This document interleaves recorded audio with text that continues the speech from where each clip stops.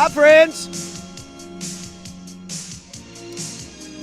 Firm of Harris Meringue, Patrick Harris with you. Now to my left is Danny Meringue. That's Jeff Rust over there on the ones and twos. Happy to be with you on a Thursday. Thanks for being a part of our day. We're happy to be a part of yours. My watch is off. I'm very excited. Got women's half pipe snowboarding in a half hour. Hey! Is that what it was? I'm very excited Watch about was it. off. Yeah, it was. I had to turn the Canada game off. Why? It's 5-0. I'm good. I think I know what's going to happen. What do we got? Got some luge? I got some luge Ooh, on here, some two-man luge. I do love me some hot luge action. The good old US of A is in first place. Oh! An early rivalry matchup with Latvia. Getting ready for Nooner today. Hockey on in the Nooner. If I remember correctly, I think today is one of the better Olympic days. Yeah, we talked about this yesterday. We looked at the schedule. Mm-hmm. It was I looking pretty good. kind of did a big advance look and was trying to find the best days. The problem is I haven't really got to watch any like downhill skiing because they do that in the day, and brother, I'm asleep during that. Let's see. We're mixed team relay luge. Oh, that's cool. They can't do it. You don't like tag in the same course, right? Or do they just combine scores? I think so. It'd be kind of dope if you just did That's like a a one high five. person. That would be awesome. You just high five. I have a way by, and it's like What if it's you- like two side by sides. What if you get to the end and then you have to grab your luge And run to the top? run to the top and then tag them and give them your luge? So everybody has to use the same luge, like the same baton. Oh, it's like when you have the they have a little tag thing there too at the bottom. That's kind of cool. Yeah. Later on today is short track speed skating. That I'm down. Give me all the short track. Do women's half pipe at 10:30, and then good old US of A taking on Latvia, Denmark, and Germany. Oh, the Latvians here, they've got their records up here. They got a men's double silver, a men's single silver, a women's double bronze. For Austria, That's pretty good. pretty sweet. Stacking medals. Oh, let's see. Tomorrow, men's singles figure skating final. That's a must-watch event because that one kid, I guess, what's his name? Alini? Something like that? Yeah, I'm not a big skating guy, but that's on tomorrow. Men's half pipe at 10:30 tomorrow, and the 10,000-meter speed skating for men's tomorrow. Look, Skeleton as well. I do appreciate the longer ones, the 10,000 meter. Like it's cool. Like, but you get more of the pacing through it, and it's kind of it's long distance runs. Like, who sets the pace and how fast it goes, kind of a deal. That plays into it. I feel like in the longer ones though too, you also get some of the wrecks. Oh, definitely. Well, because you can, in theory, come back from that. In theory. Sure. You probably aren't, but it's not, 1,000 meters, and it's like, if you go down, brother, adios. Bro, 75 miles an hour down that pipe right now. I want to try it so bad. Because it's like you start out, you're not like booking it. You're doing the little hand thing. You get your little spike gloves on to get you going. And you're like tick, tick, tick, tick, tick, tick, tick, tick, tick, tick, tick, tick, tick, tick. And it's kind of like the roller coaster, you know what I mean, when you're going up. And then it's just like pick up speed, pick up speed, pick up speed, pick up speed. It's just like, I wish we have the drone technology for everything, but we still have like the same camera angles for the luge that we've had for 50 years. You know what I mean? It's like, Fair point. It's the mounted camera. It's Fair point. Bro, give me the ride along. Where's the GoPro? Like, obviously, the aerodynamics of it all, it's like, but where's the drone? Oh, I'm sure you could find a spot for a GoPro. Like, mount it, like, in the luge kind of a deal. You know what I yeah. mean? Like, something. And if everybody has the same GoPro in the same spot, then everyone has the same. I guess your problem would be, would you mess up world records? You probably would. That's what I'm saying. Like, where's my drone? Have you seen, like, these kids that fly these, like, the drone racing league? No. So they've got a drone, basically the size of a beer, like a full-size beer can. And these guys will fly these things at like 100 miles an hour into pockets, about the size of a baseball glove. And it's just absolutely bonkers. No, yeah, and I saw these guys. They flew a drone and flying around all over the place, and yes, into the place where they had the drone control space, and he literally drove it right into some dude's hand. That's amazing. Yeah, no, it's like the really high end competitive drones, what they can do with them, the speeds that they move them at in these courses, and these guys they'll do it with VR glasses on, like the full headset. Sure, yeah, because you're in it. And they're just in Basically it. video games. But it's like, how are you not getting sick? Because it's just all over the place. Yeah. And when you go to the wide camera and you see these guys, it's like, oh, that's terrifying. We weaponize these things and we use these in war now. You know the tick, tick, tick of the roller coaster? Mm-hmm. It is by far the scariest part for me. Really? I hate it. Oh, the suspense build? No, I think it's because it's the direct correlation of heights. Because when you're moving really fast, you can kind of like... Dissociate? Yeah, you're moving so fast that it doesn't like line up. But when you tick, tick, tick, I'm like, I look down at the ground or at the like cart. Mm-hmm. And I refuse to look to the sides. Oh. Because I told you, as I'm getting older, dude, I'm seriously developing a fear of heights. What's funny is mine went the other way. Also, takeoff in airplanes, hate it. Seeing you do that, Hate it, your head dude. between your legs. Hate it, man. But coming down, I'm okay. In the air, I'm okay. Roller coasters, same thing, dude. Have you ever done a suspended roller coaster? I don't know what that is. Like your legs are dangling? I did it when I was a kid at Universal Studios. Okay. I believe that's Batman. I think that I think Batman, his legs dangled. the one in LA. Uh-huh. Okay, yeah, I think that is Batman. So the newest one is in Florida. It's the I should say the fastest one in the world is in Florida now at the Universal Studios there.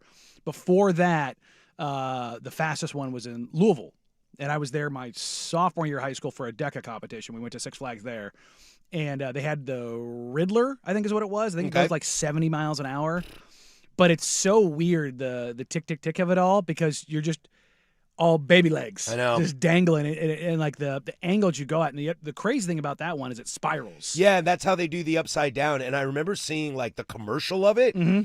Aesthetically, it looks amazing. It looks awesome. It's like, come to Universal Studios, check out this roller coaster, and you see their legs going up, spiraling. I was like, that looks awesome. Right now, nope, I'm out. I'm out. I do. That's why I love Disneyland so much, man. They're roller coasters for my old butt now. Yeah, but except for the Matterhorn. That hurts. Oh yeah, that thing's rough. It's so old and janky, dude. And it doesn't have like the suspension feel to it. No, and it's this like hard plastic cart that you just slamming around. That's the thing. The suspended ones, like they have like the super padded, like it just holds you. It's like just holds you tight, just like a firm caress. I'll tell you this. Speaking of Disneyland, you know what I can't do? Teacups. Oh really? Oh, the spins. Spins. See, I can do the spins. Spins get me like what do they call it? The Gravitron. Like they have at the fair, you know, it's like a spaceship. Like as long you, as like stand and it like tilts to the side. Well, no, like it like sucks you, like pulls you up. Yeah, and, like you slide up spins and you down around, and it uses the gravity to slide the you Gs. up. Yeah, I can do that because it's enclosed. Oh. If that was open, I could not do it. If I don't have I have to have a solid point of reference. But if like merry-go-rounds, like the super fast, because of the inner ear thing that I've got, it just throws it, and I am gone. I am completely gone. I had one time where I figured out I was getting real old, and because I like to like at Seaside, they have the tilt-a-whirl and the bumper cars and all that stuff right there, right? We did one day, went to the Pig and Pancake, and I got myself some chicken fried steak and eggs, and then we went to the tilt-a-whirl, and that was a poor decision. I guess I'll just put it that way. My father used to tell me this story about him and my mother and my recently passed uncle and his wife at the time.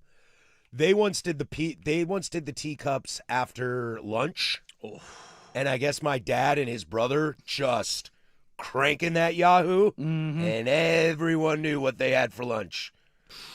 Just spraying, dude. Well, if you get that thing going, it's chaos. Yeah, dude. And if you start turning to the side to let go, to exercise some demons, let some dinosaurs out, dude. Like, yeah, dude. Centrifugal force is a real thing. Now, is it in like, you know, whenever you go to an amusement park or something, buying a ticket or a game, a basketball game, football game, you kind of waive some rights.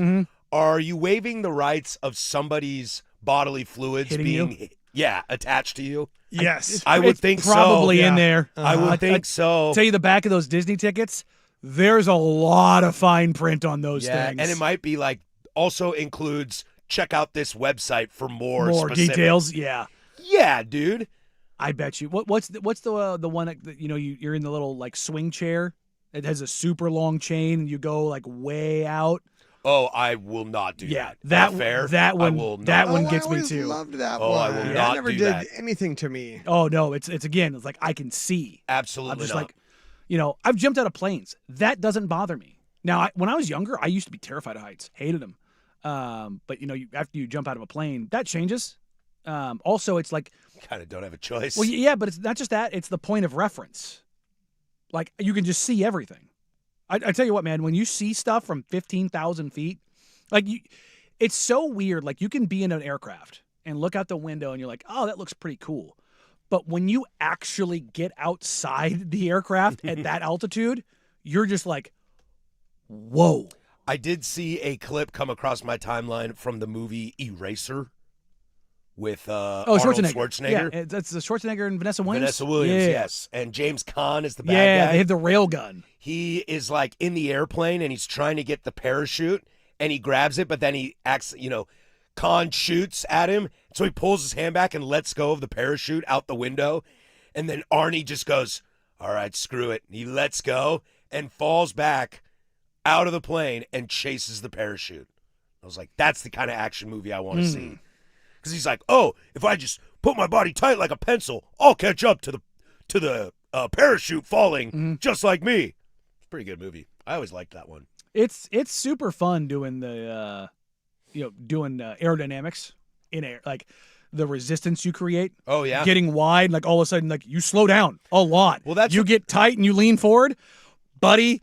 You hit terminal velocity. That's a trip. But that's real quick. That's what that lady, when she was talking about like trying to put in perspective Lindsey Vohn's crash, she was like, imagine putting your hand out the window in a car on the freeway, but you're not attached to anything. Yeah. And it's like, oh, that kind of makes me scared. Oh yeah. That kind of wiggles me out. It's a weird feeling. And then when that parachute finally hits, that's also an interesting feeling. I'm going fast, and I'm not. I'm not going fast. And then all of a sudden, to be honest, it's easier falling, whatever you want to call it, without the chute. When the chute actually gets pulled, and all of a sudden you're at the whims of the wind. Like, yeah, you can adjust and all those kind of things, but you're like, and everybody thinks, I think in general, like, oh, it must be really soft when you land. No, it's not. No, it's like you're still coming in, even if you come in soft. Like you saw it at Army Navy that pregame they have the parachute teams coming into land. Oh, that doesn't These are feel professional good. parachuters, and they're biting it. Yep. You're like, yeah, that's when you go through jump school, they teach you the 7 points of contact, and because you land feet, then ankles, then knee, then hip, then lower back, upper back, shoulder. Like that's. It's basically like a side tuck and roll kind of a deal. Because if you land, you always see people like do the straight leg thing. Like, oh, cool, you want to invert your legs. You would like to die. Yeah, it's like, oh, you want to fold your legs the wrong way. Don't do that. It's not good. Oakley Dokley, we got a great show for you all today. It is a 10 Toes Down Thursday, so we'll get to that at 12:15. Right when Team USA puck drops against Latvia in the Olympics. So 10 Toes Down. Is it a Valentine's Day 10 Toes? Is it an Olympics 10 Toes? Is it a Blazer All-Star Weekend 10 Toes? You decide. You are the listeners. You send in your 10 Toes. And a lot of other get to. We'll have some fun in the NBA, in the NFL as well. But let's go to the NBA first. We'll kind of spend our first hour there. Blazers took on the T-Wolves last night. What the hell did I just watch? We'll go there first. 105.1 The Fan.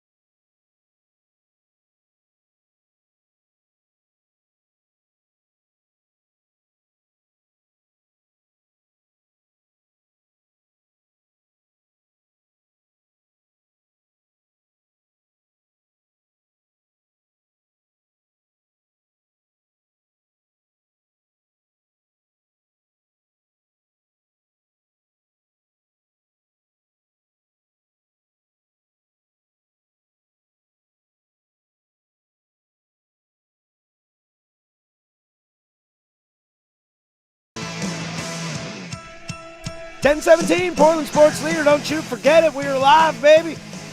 We'll be live tomorrow, too, from the shadows of the historic Fremont Bridge. Don't you lie to me.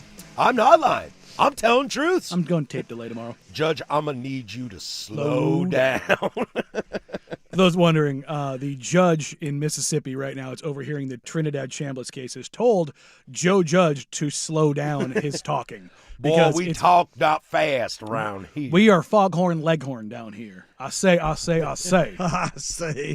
In the South, it's more of a molasses kind of sound in your voice. I wonder where Joe Judge is from. I hope he's from, like, California. Yeah, because we talk so fast there. He's just like, yo, what's up, dude? Man, I think Trinidad Chambliss should play. Oh, son, I'm going to need you to slow down. 503-864. No. 6326. He's from a place that talks fast. Yeah? Philly. There you go. Boom. Yeah. So we don't. That tracks. We don't talk like and that they throw around batteries and stuff. Oh, yeah. Santa Claus. 503-864-6326. That's the fan text line. Also, jump over on the YouTubes. 105.1 FM is the channel. Come hang out with us. Like I said, it's a 10 Toes Down Thursday. We'll do that at 12:15. So questions you ask us that Danny and I have to unequivocally answer. No wishy-washy. All full 10 Toes Down. That hour we'll also get to the new Pac-12 schedule, which is released, kind of. Not fully, but kind of. And there's some interesting games on there. Side note, I'm cool with my schedule as a Coug. I'm okay with it. We'll get to that. Yeah, we'll get there. Am I worried about Duquesne? Yeah. But let's start in the NBA as the Blazers played last night against the Minnesota Timberwolves. Well, they showed up. They lose 109-133. Now, a myriad of things could go right, could go wrong. Anthony Edwards was a go. Still played 33 minutes. Kind of a quiet offensive night for him, but still always shows his impact on the court. Welcome, Julius Randle. Have yourself a bow. He was good last night. And before we get into the Blazers real quick on this Minnesota, because like part of me kind of in the Western Conference roots for Minnesota a little bit because I like Ant Edwards so much and I like the defensive capabilities of Rudy Gobert if the right pieces are around him. McDaniels had a nice game. Obviously, Ant's the best. And Julius Randle, I always feel bad because everywhere he goes, it feels like everyone hates him. But he's a good player. And he showed that last night. He was 14 of 24, 3 of 7 from downtown, had 41 points. Old man had a windmill dunk. Mm-hmm. I hate saying old man, but he is an older player. Yeah, sure. And when I saw him do that, he fell to the ground. I was like, Julius, that's why we don't do that. But he popped off. But kudos to him for having a really, really good night. I mean, somebody had to because nobody else was willing to have it. Yeah, and that's what we'll get into with the Blazers. There's a lot to look at. Drew was okay. Well, let's start here. Let's start at the beginning of the game. I don't know what was going through their head. Number one, give Rudy Gobert credit because he altered a metric crap ton of shots. Great. But also, did you see the number of times Blazers players drove the rim and just threw a shot up with their back to the rim? I did see that. Denny Scoot had one Drew, that he Scoot. made. Yeah, but I was like, oh, cool. But, again, Gobert was altering shots, but they were just throwing hot trash at the rim. And I'm just sitting there going, what is this? Why is nobody everybody wanted to turn away? And it's again, Gobert is a big part of that. He's an unbelievable rim deterrent and rim protector. But it felt like my plan against him is to be circus. Yeah, and that's not consistent. Only Michael and Kobe are semi-consistent at that. Dawn threw some weak trash up at the rim. He got the ball poked away from him a couple times. But the turnover, sweet, sassy, molassy, good gravy. 11 turnovers in the first half, 14 turnovers in the second. And I want to give the Timberwolves credit for the defense they were playing, but God, so many of them were so unexcusable, so choppy, so lazy, so effortless. Mm-hmm. They did not. Here's the crazy thing about this. They had a chance in this game. Despite shooting like complete trash, despite turning the ball over, despite Minnesota shooting well. I think Lamar said it best on the broadcast. I think it was early fourth quarter, might have been late third. He was like, Blazers are down by 13. They could be down by 30 right now. Yeah, I mean, that's the thing. Is they legitimately could have just gotten hammered, but they weren't. And then, the fourth quarter happened, and that just put that whole thing to bed. Yeah, I actually commented on a message board last night, which I rarely do. Why? I was kind of curious if anybody was feeling what I was feeling. It got no traction. Nobody cared what I had to say. Not that matters, but I was curious if anybody had this traction. There was a moment where I saw it a long period of time.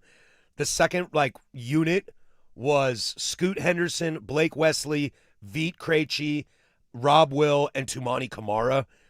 And as much as I love each one of those players for their specific talents individually, who's scoring the ball in that? Now, Veet had a decent night last night. He kind of carried that second unit a little bit from a scoring standpoint. And look, we can get into Scoot in a moment. I have been over the moon about what I've seen from Scoot lately.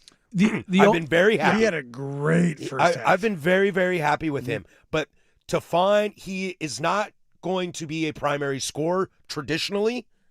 So when I saw that second unit, I don't know if I got in my thoughts, if I got in my own head, but I started saying to myself, look, no matter what you think about Jeremy's future, Drew's future, how healthy is Dame, Denny, Shaden, Donovan, etc., this team needs depth at scoring, at least. Because there's a lot of great defensive players in there, hustle points with Wesley, etc.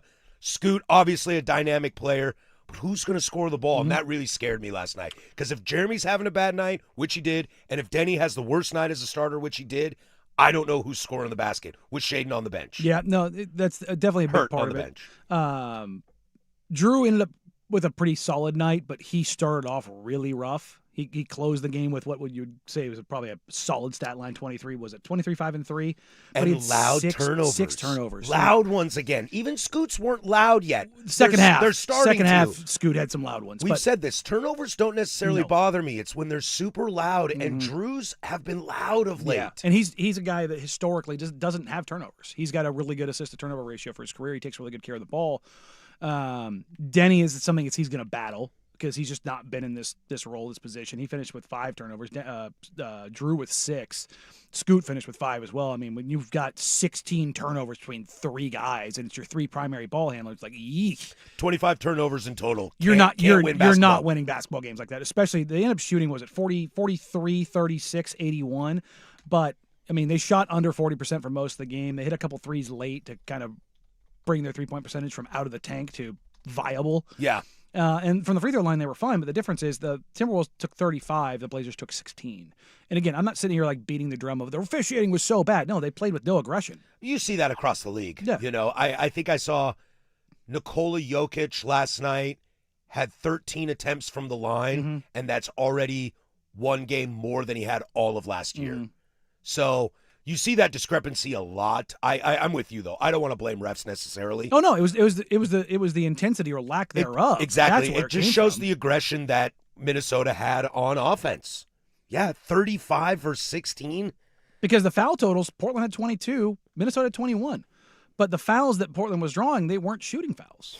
Where the Blazers were just, they were not good defensively. They were not aggressive. They didn't play off the front foot. They played on their heels all night long. And you had a team where Ant Edwards did play, but he was sick. Like, you could tell he wasn't revving the engine. Sure. Now, he had a couple bursts here or there, but Randall was the one that was cooking. And Julius Randall is a bull in a china shop. He is. That's how he plays. He was that way at Kentucky. And when he gets going, he's got great post footwork. He's a great finisher. And you're not used to a guy who's that big, who's has a really good face-up game, who's left-handed. You're used to guys wanting to go the other way. That is a bit of a change because so many top-end players in the NBA are right-handed. When a guy is left-handed, you're so used to playing a guy the other hand, like you almost get used to defending that way. And Randall wants to spin back to his left. And you remember that in the scouting report, but it's one of those things that subconsciously you have to kind of remind yourself of, like, oh, that's right, he's a lefty. And then you get a guy like Kyrie, it doesn't matter, right, left, in between, that man will cook you.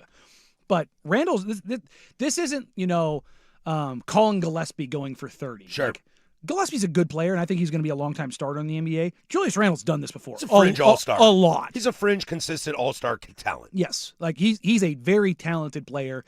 It's kind of a throwback game, but, he just cooked everybody that got on him. What's going on with this defense?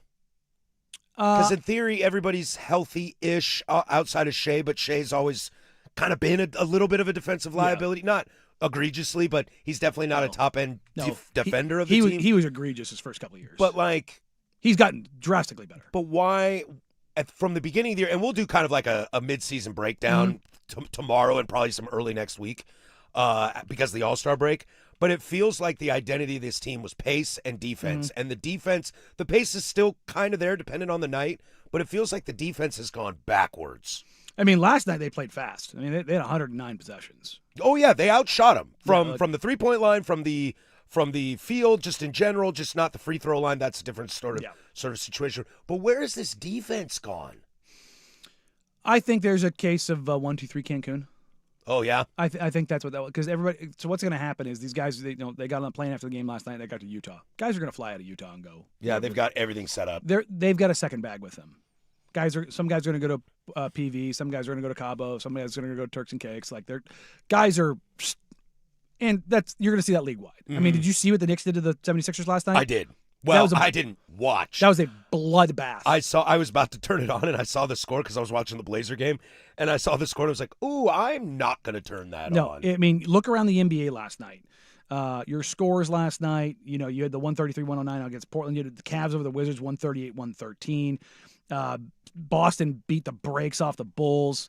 The Knicks ended up winning 138-89. The Pistons ran away from the Raptors 113-95. The Jazz should have beat the Kings by 50. Yes. And they pulled the cord and still won by 30. Yes. And now Nuggets Grizzlies ended up being a pretty good game, but I mean, for the most part last night. But the Nuggets shouldn't be the Grizzlies should not be in a good game with the Nuggets. The Thunder, I think, got up 40 at one point in time on the Suns. Like, it's just there's a lot of 1-2-3 Cancooning right now. Well, we'll keep eyes on the Blazers. Like I said, tomorrow we'll have a nice first half impressions. We'll get through the All-Star break and what to look forward to the second half. So plenty more Blazer stuff coming down the pipeline. When we come back, I get a question. I saw Naismith Hall of Fame candidates announced yesterday, and I have an idea. And I want to know if you think this is a good idea or not. As something to maybe kind of salvage the Basketball Hall of Fame, which can be a little jumbled mess. We'll do all that next. But first, there's the Kahuna with sports. You ever had a big Kahuna burger?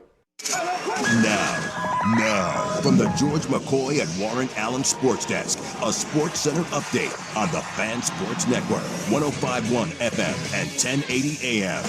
First on The Fan, the Trailblazers wrap up the first half of the season tonight in Utah against the Jazz. 6 o'clock tip on KUNP. That is 2.2 on your antenna. Xfinity Channel 302 and 1016. Scoot Henderson, Robert Williams III, Shaden Sharp, they are all game time decisions. The Jazz have shut down Jaren Jackson Jr., Lowry Markkanen. He is a game time decision. The Blazers are 8.5-point favorites. The Jazz announced Jaren Jackson Jr. will have surgery to remove a growth in his left knee. He'll miss the rest of the season, but is expected to be cleared for training camp. More sports scores and stories in 30 minutes. I'm Jeff Rust from the George McCoy at Warren Allen Sports Desk. Hurt and missing work, insurance companies acting like jerks. Don't call your mom. Call George McCoy at warrenallen.com. The home of the firm of Harris and Meringue. Weekdays 10 to 1. The Fan Sports Network, 105.1 FM and 1080 AM.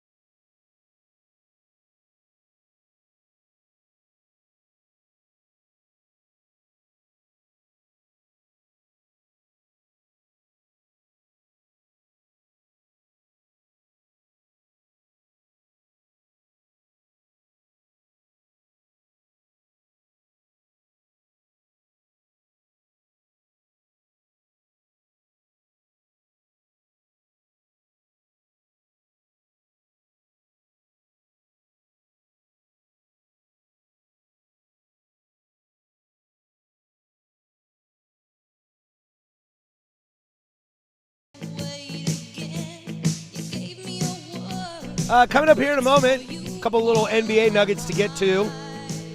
You got traded and you can't play? I smell something fishy. I smell something fishy. And if there's ever a player I don't want to hear talk to me about loyalty, I've got that for you. So we'll get to that here in about 10 minutes. But kind of sticking in the association, I had this fun idea, Danny, last night. I was kind of lying in bed, starting to slow the brain down, trying to think about our show today and what could be a fun conversation. It was announced that the finalists for the Naismith Memorial Basketball Hall of Fame class of 2026, Candace Parker, shoe-in, Elena Delle Donne, shoe-in, and then they also let me know that Blake Griffin was a finalist for the Hall of Fame, along with Doc as a coach. I don't believe Blake Griffin is a Hall of Famer. Hall of very good. Hall of very, very good. So this got me thinking, because this is the articles I read were all kind of about Lob City, and that was a really fun time in the NBA. The Basketball Hall of Fame is kind of laughed at a lot in comparison to all the other Hall of Fames. Look, Major League Baseball's got their own issues these days. Obviously, we just saw the Belichick and Kraft situation in the NFL, so nobody is without merit of being criticized. But basketball always seems all over the place. Like, if you had a cup of coffee on a championship team, they, put you in sometimes. Well, it's not quite that far. But it's the Basketball Hall of Fame, Right. whereas baseball is the MLB Hall of Fame, Correct. the NFL Hall of Fame. So your contributions to being the best college basketball player of your generation matters. Candace Parker goes in without playing in the WNBA. Yes. Your contributions for playing for a national team that, like Argentina, winning a gold, Can get you in. Guess what, dog? It's going to get you in when you knock off the U.S. Like, those things it's the Basketball Hall of Fame. It encompasses college, NBA, and international play, as well as Olympic and international play. Yeah, you don't have to just be LeBron James. No. You can find that any other way. So it's kind of had me started to think that Blake's not a Hall of Famer. I'm sure Doc goes in as a Hall of Fame coach. Although I think a lot of us are kind of wishy-washy on Doc these days. Thinking about Lob City and how fun of a time that was, would it be kind of a cool idea if the Hall of Fame decided to put in eras, moments, teams? Like, we talk about Bad Boy Pistons. We talk about the Hall of Fame. Can you tell the story of the sport with or without this player? Okay, Blake Griffin, I can tell you the history of the NBA without Blake Griffin. But I don't know if I can tell it to you without Lob City. No, Lob City was really fun. The early 2010s, man. Like, that team was really good. And D'Antoni's offense, that run. 7 seconds or less. Yeah, dude. Like, I wonder if that would be something that people would be interested going into the NBA, into the Naismith Basketball Hall of Fame. Yeah. No. Bad Boy Pistons is a great example. I mean, the Bird Magic rivalry. Rivalries. And those Rivalry. things. Rivalry. But yeah, I wouldn't be opposed to that. You know, the Spurs and the beautiful game. Could you put in, like, I would the do this. Celtics big three as the first big three? You know what's funny is I was just going to say I would not put the 2008 Celtics in there just so I could just tell them no. But if you take biases aside, though, they are the first big three. Yeah. Like, compiled together, to be not built drafted. to be built that way as opposed to like I mean, the Bulls had a lot of great talent on that team. Well, I mean, they had a big three in Jordan, Pippen, and Rodman, but also, Showtime Lakers. Anyone? Yeah, and that's not a big three. That's a big five, honestly. It's like, but there's another one, Showtime Lakers. Would that give some more juice? Kind of like the Rock and Roll Hall of Fame does this, kind of. They'll be like, we love Bon Jovi, but then there's also this 80s hairband section. I think that would be a cool aspect of the Hall of Fame. Yeah, because you're telling the story. Exactly. That's what Hall of Fames do. Exactly. They tell the story of the game. And I also think if you did stuff like that, it would kind of loosen it up a little bit and not seem a little fuddy-duddy, which sometimes I think it can. I think the NBA is the least of that. Yeah. With the fuddy-duddy because the entrance requirements aren't as stringent. Look, David Ortiz is in the Hall of Fame, but Alex Rodriguez is not. So I don't know Makes what to sense tell you of that. here.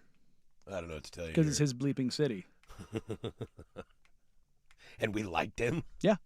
It you matters. Can do steroids because I liked you. It being liked matters. Yeah, it's true. Like he's gonna be a Hall of Famer, but I wonder how Kyrie's goes because he's loved by players, but he ruffled a lot of feathers.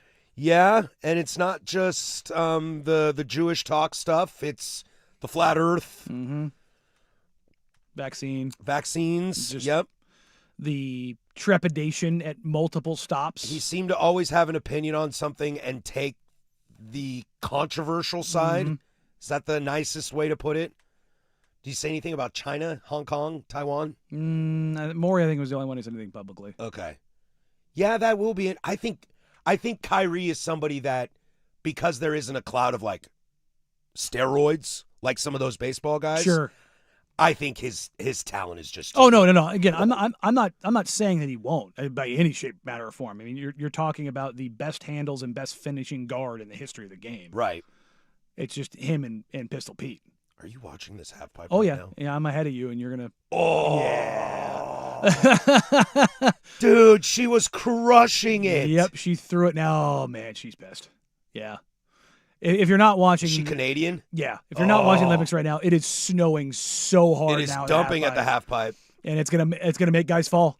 Yeah. It's gonna make guys fall. That's the thing that sucks. Oh, she had this too. It's one of those things where it's like it looks picturesque, but you want it clear. I You think you want that thing to be iced out. You want it to just nothing in there. Good news is you get 3 runs, best 2 scores. Yep, just caught it and just slid it out. That's tough. Speaking of opinions that I don't want to hear, James Harden came out and said that loyalty is overrated. No way. That you know what that sounds like to me, Danny? That sounds like to me that's somebody that doesn't have friends. You know? He's a weird dude. What do I need friends for, huh? Friends are overrated. It's like, well, no, they're not, man. Like, loyalty is not overrated. I think loyalty is overrated, as you have said in the past, and I agree with you. Home team discount, hometown discount, get your bag. You want your bag, get your bag. Now, if you choose to take a discount, if you want to be Tom Brady and take a discount That's to yours. help the team, that's your choice. Do not ask a player to take a discount. That is your choice. But where has James Harden been that it feels like, let me take this back. Would James Harden's career be different had he attempted loyalty? Probably. I think so too. Probably. Because it's like the second there's any adversity on any team he's ever been on, I want out. It's to be honest, he's selfish. Very. He's like, His play is that way. have you ever, I see, I would disagree with that. He's ISO heavy, but he's one of the best playmakers we've ever seen. But it's the heliocentric model. Yeah, they bit it right on the first one. Yeah. I got to get out and restart. Yep, it's tough. I'm behind you. It's pissing me off. I'm just when I see somebody fall, I'm just waiting for you to see it. I'm like, I'm just kid over here like, I'm just sitting there going, nope. But no, with Harden, man, he's selfish, and you know the thing in Philadelphia, I don't think most people know, but you know, Maury made him a promise that he went back on. Which you can't do in the NBA. No. That's probably now. If Harden was talking more about that, that loyalty is overrated because Maury stabbed me in the back. Look what happened to Luka. Look at how the buses are treating LeBron, et cetera, et cetera. You're right. There is a litany of that all over there's the a league. loyalty for me, but not for thee. Exactly. And that's the thing. It's like they want all of the loyalty their way, but the other way is like, well, there's somebody else in this city I really want to play in and wants me to go play there, so I'd rather go play there. There's that element to it. So, have you ever met somebody that like makes a friend and then they're like best friends with them for 3 weeks and then they never see them again? Yeah. I've known a lot of people that are like that way, and that person has always had some red flags to me. Sure. And that seems like James Harden. Yeah, and he's also like anytime he's ever done like a portfolio, a profile, it's just been one of those things you're just like, oof, that's weird. He's a different. I mean, James Harden is a different cat. He is. Like he genuinely is. He is, and I think we see this in NBA maybe more so than any other sport. Is the NBA, the personalities of a lot of players are very eccentric and wide-ranging. Well, you spend the majority of your development years being told you're the best, you're the greatest. No one tells you no. You have all this money. Everybody caters to you. Like baseball players, there's 3 types of baseball players, and guess what? They're all from the same places. The island boys, the white kids who are rich, and the Asian. Yep. And it's not a race thing; it's a culture thing. Yes. That most of all the white guys, oh, ow, that looked like it hurt really bad. Most of all the white guys from America are like upper middle class, kind of snooty, conservative voting white guys. Buster Posey, it's Bryce Harper, it's Mike Trout, Aaron Judge. Where your island boys, that's Vladdy Jr., that's Tatis, that's Acuna. It's nothing but swag. It's swag, baby. And then you get Randy Rosarena. Then you get the Japanese players that are very Methodical, down to, straightforward, get it done. Is there a Japanese player that has like gone outside, colored outside the lines? Nope, not that I can think of. I'm trying to rack my brain right now. No, they all kind of fit the same. You know, from the basically personality type. I'm sure they're different person to person when Sure. you get to know them. But what- as far as what how they project. conduct Yes. their business, like from No. Hideo Nomo on, like, I mean, Shohei might be the most flashy I've ever seen. and even And he's not. even that flashy. He'll pimp it once every 20 times, Mhm. and he probably hit the ball 500 feet. It's like, Right. yeah, you should probably pimp that one. But Yu Darvish pitched forever, Mm-hmm. and he's 40, and he's had 3 Tommy Johns, and he's just the most color I ever saw was when he found out that he wasn't tipping pitches, and it was actually banging trash cans. Yeah. And he was not very happy about that, as you can imagine, because being told that you tip pitches is a very hurtful thing. Like you're It's your fault. soul searching real bad. You're like, What am how I did doing? I do this? Yeah. It's tough. Yeah, Harden's tough. He's just look. I mean, that's the big part of this. Like, I will always say this when it comes like when I start. It's one thing to hear from a scout or 2 or 3 about a particular player. Like, Sure. Watch out for this guy. When I hear from other players and I hear from other front office executives, like, yeah, I don't know. Like when that starts building up, you're just like. And again, some guys are just different dudes. I'm not saying being different is wholly bad. Yeah, you hate Canadians. I do. They're all. I've said this a million times, and I'll say it on air again and again and again. Find me one normal Canadian basketball player. One, I dare you. Go look Find at me a normal basketball player. Oh, they are. They're. I mean, Scoot's a normal dude. Yeah, Chris Murray's from Iowa, dog. trying to hang out with Scoot Henderson. Like, to be honest, most of the Trailblazers are pretty normal dudes. I'll never ask you this again, but will you give Scoot my phone number? Sure. Tell him I'd like to hang out with He'd be him. like, who? yes. Like, what do you want? What if Scoot knew who I was? Nah, That'd be the highlight of my broadcasting he career. barely knows who I am. I like that. That was good. Like That that. was good. When we come back, we'll stick in the NBA, man. You got traded, but you can't play. I smell something fishy. 105.1 The Fan.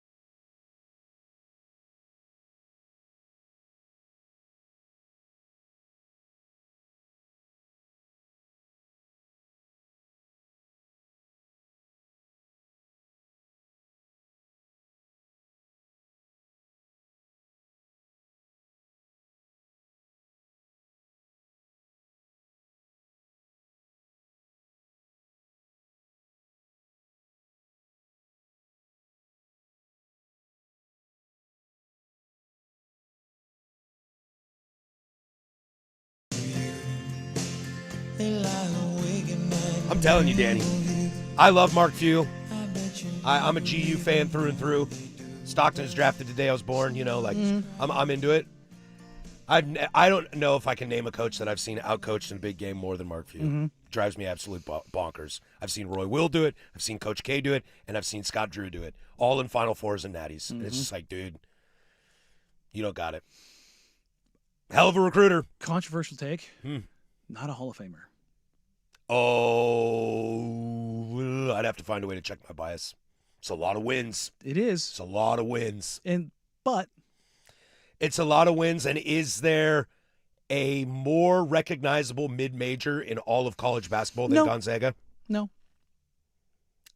Is St. John's a mid-major now? I don't think so. I don't think so either. I know teams like Baylor pop up, but they play in Power 4. Is Houston? I don't think so. Houston had 5 slam jam. Oh, that's true. So that's what I would say. Who's got a more... He's the greatest compiler in college basketball history. And again, I'm not taking away Craig from him. Biggio's a Hall of Famer. That guy's a compiler. And that's kind of where I get to. Rafael Palmeiro. He is a Hall steroids, not in the Hall of Fame. Well, he is a Hall of Famer, but when I think about it right away, it's not a yes.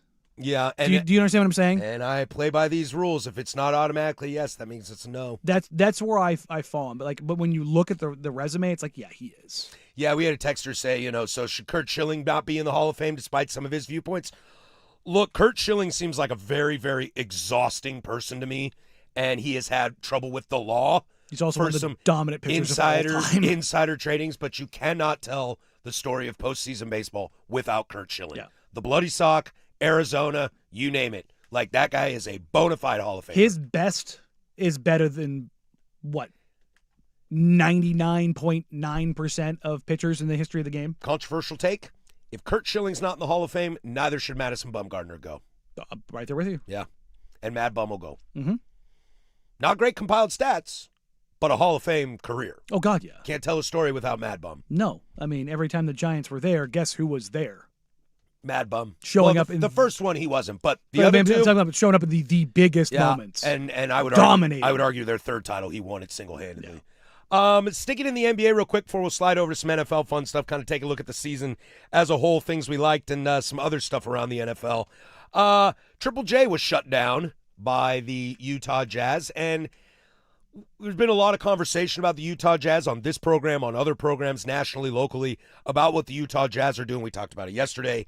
And kind of just a bad look. We heard from Bobby Marks. Bam Adebayo said something. We talked earlier. They actively tried to lose that game last night and still won by almost 30. Is it not blatantly obvious that you're tanking when you trade for a guy who passed a physical and all of a sudden is being shut down for knee surgery and hasn't played a game for you? No, he has. Has he? Yeah, no. Triple J, he's played. But it's here's another reason of bad optics. You just traded for a dude and you got him, so you're going to shut him down? Make sure he's going to go for next year. Are you trying to stand up for it? No, man. It you don't have to play the illusion anymore. But the illusion is at the forefront and doesn't. Once it gets to the forefront, but we all know the illusion. Yeah, once people can blatantly do this stuff, isn't it time to do something about it? No. He's having surgery. Now here's the thing. In all likelihood, you would probably postpone it, but you're out of it. There's a 0% chance. But here's the thing with this part of it. Now you don't even have to worry about it. And if you obviously they did the physical and he played and everything was fine, but if it's something you can just address and take care of in a season that you're tanking, then just do it. Yeah, I just hate that optics is what drives my opinions these days. But I don't think it's necessarily optics. No, I think you're not just gonna do a surgery just to do a surgery. Oh, agreed. I don't think he's getting one just for the sake of it. No. I just know that when you see, there are so many players out there that you see that end up having off-season surgery, they push it down the line. Josh Allen had a little bit on his foot. Frankie Lindor had a little bit on his elbow. You can see guys push that off until the off. Those guys are also going into the playoffs. That's this fair. is just a really bad That's team. fair. And that's why I can't help with the optics. That I'm just it looks terrible for the league as a whole. But why wait? Why wait until the end of the year and then maybe delay your return in the offseason and all those kind of things? And Utah's not going anywhere. I No. mean, it's the Damian Lillard argument. Yeah. Like, why should Dame hustle back? We're not ready to compete right No. now. Take your time with it. Fair. I guess I'm just tired of Utah getting away with this right now. Well, the thing is, like, what do they have to show for it? Oh, I mean, I'm not watching their games. But no, I'm saying in general, like Jack the squat. tanking, the best asset they've got out of the tanking so far is Ace Bailey. And Ace Bailey was the one guy all of us were like, no thanks. Yeah, I'm just like incredibly talented, but no, thank you. I'm out, dog. I'm out. Just I'm good with that. But they have fallen back in the tank. Like, don't get me wrong, Walker Kessler is really good. The Lowry marketing trade worked out for them very well. Very well. And you don't have to move him. No, but and getting Jaren. Like that's I thought they got him for a great price. I thought so too. I would have loved to be involved in that. I don't know Keontae how George Triple J fits with us, but he's a great player. I mean, Keontae George, his rookie year is really solid. His sophomore year was a regression to the mean, and now he's bounced back and looks more like that again. Yeah. Do I think he's going to be an all-star? No. Do I think he's really good? Yeah. But, the idea of Ace Bailey's fun, but is he actually going to turn into anything? And they've tanked and tanked and tanked and tanked and tanked. And, I've heard Blazers fans like, oh, they should do what Utah's done. And I'm like, what do they have to show for it? Like the whole the smoothing of the lottery odds, man. I've talked to a lot of GMs about this over the last couple of years, and the smoothing of the lottery odds is it's an inhibitant for the tanking, but you're just praying that the lottery odds just go your way, because it's just like winning the lottery in 24, like the Rizachet or 25. No, 24. 24. The Reza Shea Sar draft, Is that the lottery you want to win? No, it's not. Like, don't get me wrong, Donovan's a good player. Steph Castle's a good player. But, now if you win the lottery in this draft, that's a good spot to be in. You're choosing between Darren Peterson, Cam Boozer, and AJ DeBonson. Like, but Caleb Wilson. Yeah, it's like it's one of those things where it's fine. It's just one of those things where you look at it and you just kind of go, it'd be nice. Like, winning the 2027 draft is shaping up. We're already looking forward past this draft and next year. We knew coming into this year those three guys were going to be verified. Like, they were, and still do. Yeah, we're halfway through the season and we still know. You were like, yeah, those are three franchise cornerstones. Absolutely, there's no doubt about it. We're looking at 2027. I was talking to some scouts the other day, and like, yeah, nobody's real excited about those picks. Like, as far as like the value of those draft picks. Now, somebody could pop, but typically guys that pop aren't guys that you're like, I want to build my franchise around this guy. Well, and I don't know what Utah's situation in terms of like their TV deal, their numbers, and their attendance. But, I heard Isaac Rupp talking about this the other day about Blazer fans and how, the team has been very fortunate to have one of the better fan bases in town in terms of loyalty. Speaking about loyalty, that if the Blazers go full tank, if they win what the Jazz are doing, you run a very dangerous line of losing that. I mean, they did. Yeah. They did, and guess what? They were still league average in attendance. Was that Chloe? Yes, she just absolutely crushed her run. Dominated that. Absolutely crushed her run. Her dad has like a $10,000 camera around him. He's like 6 foot, good looking black dude. Yeah. No, that's Myles Garrett. Her dad is Myles Garrett? That's not her dad. That's Myles Garrett. Oh, I thought they said Chloe Kim's dad. Oh, no, that's Myles Garrett. Myles Garrett is there taking photos right now. Well, he needs a cowboy hat. I don't care if it's snowing. Yeah. Myles Garrett and a cowboy hat for Yeah, life. that dude that looks massive even in the winter coats. Dude, her dad is huge and good looking. Yeah, no, it's Myles Garrett. Oh, okay. Yeah, he does have a $10,000 camera. Yes, he does. He's got like a 4,000 times zoom on it. Let's get into the NFL, the 2025 NFL recap. We'll have a little fun with this. Just what stood out from you this year outside of just Super Bowl? We'll kind of start to slowly put a little bow on the NFL season and move along. We'll do that next. Hour number 2. Don't go anywhere. 105.1 The Fan. Hey, it's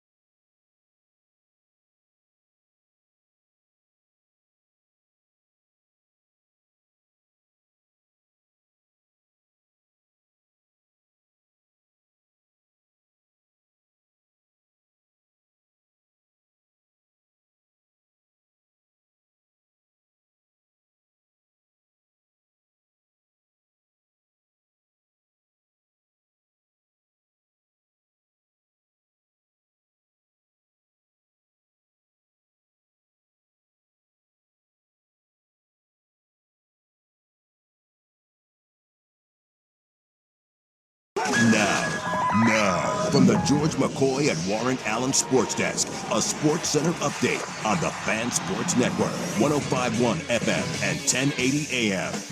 Jeff Russ here with your Sports Center update. First on the Fan, the Trailblazers wrap up the first half of the season tonight in Utah, facing the Jazz. 6 o'clock tip on KUNP, 2.2 on your antenna. That is Xfinity Channel 302 and 1016. Scoot Henderson, Robert Williams III, Shaden Sharp, all game time decisions. The Jazz have shut down Jaren Jackson Jr. For a procedure to remove a growth in his knee. Lauri Markkanen, a game time decision. The Blazers are 8.5-point favorites. Buck star Giannis Antetokounmpo, he won't play in this weekend's All-Star game due to a calf strain, but he will still help coach in the All-Star Celebrity Game. A light night in the association. Prime Video, the national doubleheader. Bucks at the Thunder for a 4:30 tip. OKC, 13.5-point favorites. Then it's the Mavericks, 6.5-point dogs at the Lakers. The Dodgers and third baseman Max Muncy, they have agreed to a one-year extension for $10 million. The deal includes $7 million for a salary for 2027 and a $10 million option for 2028. More sports scores and stories in 30 minutes. I'm Jeff Rust from the George McCoy at Warren Allen Sports Desk. Hurt and missing work, insurance companies acting like jerks. Don't call your mom. Call George McCoy. He's at warrenallen.com. The Fan is live on YouTube and Twitch. And now Window Nation brings you on-demand videos. Watch Window Nation's Window into the Fan.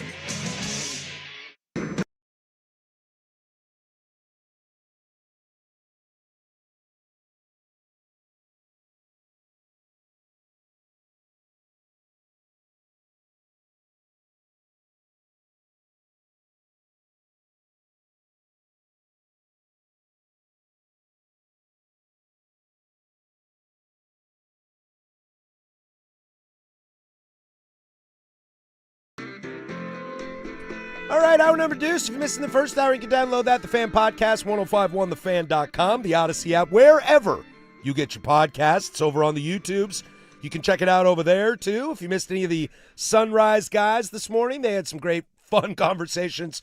You can check that out. Or if you can't catch Primetime Live, you can check it out YouTube, Odyssey app. Rewind, fast forward, except for into the future. That would be impossible. I have a couple things. Chloe. I have a couple things that I need to clean up here that I feel like I was a poor radio man. I was just notified from one Andy Dirt Johnson that Madison Bumgarner threw 8 shutout innings in the 2010 World Series at 19 years old. That's what I say. So you are correct. All 3. He was all 3. I thought it was only 2. I couldn't remember.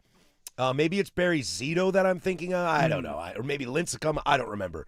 So I am wrong on that. And also, I did not know that, yes, Myles Garrett is her daddy. Yes. I did not know that. Yes. When she slid on down there and stood on a box to give old Myles Garrett a kiss. Where is that in the power couple sports ranking right now? Yeah. It's fresh in my brain. That's a D1 baby there. It's a fresh in my brain, so it's probably a little recency bias. But what other sports couple is beating that right now? Yeah. Now, Bam, I can't remember his girl, but he's got Asia. He's with Asia. Yeah. He's with Asia. I couldn't remember who he was dating. That's a basketball player in the waiting. That's a power couple right there. Myles Garrett, Chloe Kim. Mm-hmm. Yeah. Anything else that I'm missing? I don't. Not of the stick athlete, up but with a lot of that drama. Josh Allen and Haley. Haley Hotness. Yeah. Disney. God dang it. Why am I not? Herbert Madison Beer. There you go. I heard Tom's braids was Stupin Sofia Varga of recent. Vergara. Thank you. There you go. I always say that name wrong. Yeah. For those spoilers ahead. Josh Allen, isn't it? Is it Haley Steinfeld? Steinfeld. That's it. Yeah. Yep. But no, for those, again, spoilers here, Chloe Kim had her run, and she absolutely shredded everybody. She's comfortably in first. And she's got 2 more to try to do. You remember when Shaun White was like, I'm going to try to beat the world record or the Olympic record, and he threw some stupid thing at the end on his third, and he already had gold, and everybody was like, you're the GOAT. Yeah. I hope she does something like that. I mean, I've got it sewed up, and my victory lap is I'm just going to try to throw full send for the craziest the dumbest run thing I've ever thought and he of. sent it and landed it, and it Yep. was like, oh, his gold medal like throwaway run actually ended up being his best run. Like he just was like, I'm going for it. I don't know who to be more congratulatory to, Chloe Kim or Myles Garrett. Right now, you guys are both winners. Yeah. Coming up this hour, we'll have some fun in some NFL. Can this quarterback make a return? As it sounds like he is going to be a free agent real soon. And, I have worry about one of the conferences in the NFL. But let's start, Danny, just kind of a nice, soft, easy conversation here about the 2025-26 NFL season. What are some things that stood out to you? Because I think I've got my number one favorite thing. To me, I think it's mostly the wide openness of it all. That The if you, true parody of the NFL yeah, this year. it's better than any league. It's better than any league. And now I think we're going to look back and say Seattle's a lot better than we thought they were. I agree with you on that. But it's one of those things where it's like it was wide open. It was wide open. And I think that the same would have been true if Mahomes was healthy, if Lamar was healthy, if Burrow was healthy.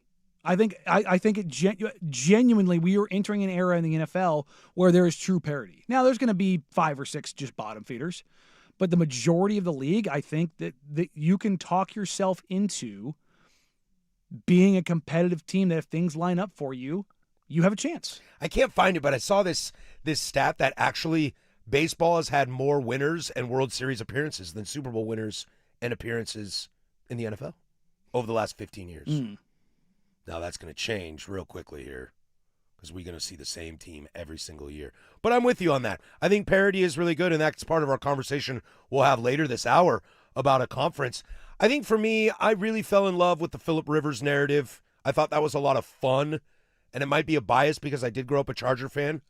One more name to throw to the power couple: Skeens and Livy. Skeens and Livy Dunn. Yes. Yeah, that's yes. Go Tigers. Yeah, that's a power couple right there. Yeah, that's a pretty nice power couple there. Good call on that. Good call on that. Lewis Hamilton and Kim Kardashian. Yeah, get me out of here. I mean, Myles Garrett, Chloe Kim. Myles Garrett, Chloe Kim is nice. I'm just gonna say this is so out of pocket. No, it's not. Whenever you say out of pocket, you say the most meringue thing I've ever heard. Myles Garrett, Chloe Kim, Paul Skeens, Livy Dunn. Which of those couples has a more mutant baby? I think it's Myles and Chloe because Myles is a freak of freaks. A freak of freaks. Well, and he has that ability to be the scariest human being on the planet and an RG3 smile. Yeah. And Chloe Kim can contort her body. Livy Dunn can I was as saying, well. Livy Dunn's. But I would argue Chloe Kim does it at a higher level than Livy Dunn does. Livy Dunn got any medals? It's tough. Livy Dunn got medals? It's tough. I got rings, bitch. Yeah. Chips. Yeah. Chips. But Skeens and Garrett are both the literal best at what they do. They are. That's those. You're talking about D1 baby, and the funny thing is about like Livy and Chloe are both very tiny. Skeens and Garrett are both massive, massive humans. On the text line, best power couple is me and your mom. Well done. You got on the air. You got on the air, buddy. Not bad. I also love the Myles Garrett story. I liked that. I liked the Micah Parsons aspect of it before he went down. That it's like Micah Parsons any other year would win Defensive Player of the Year. Yeah. However, Myles Garrett has 10 more sacks than he does. Enjoy.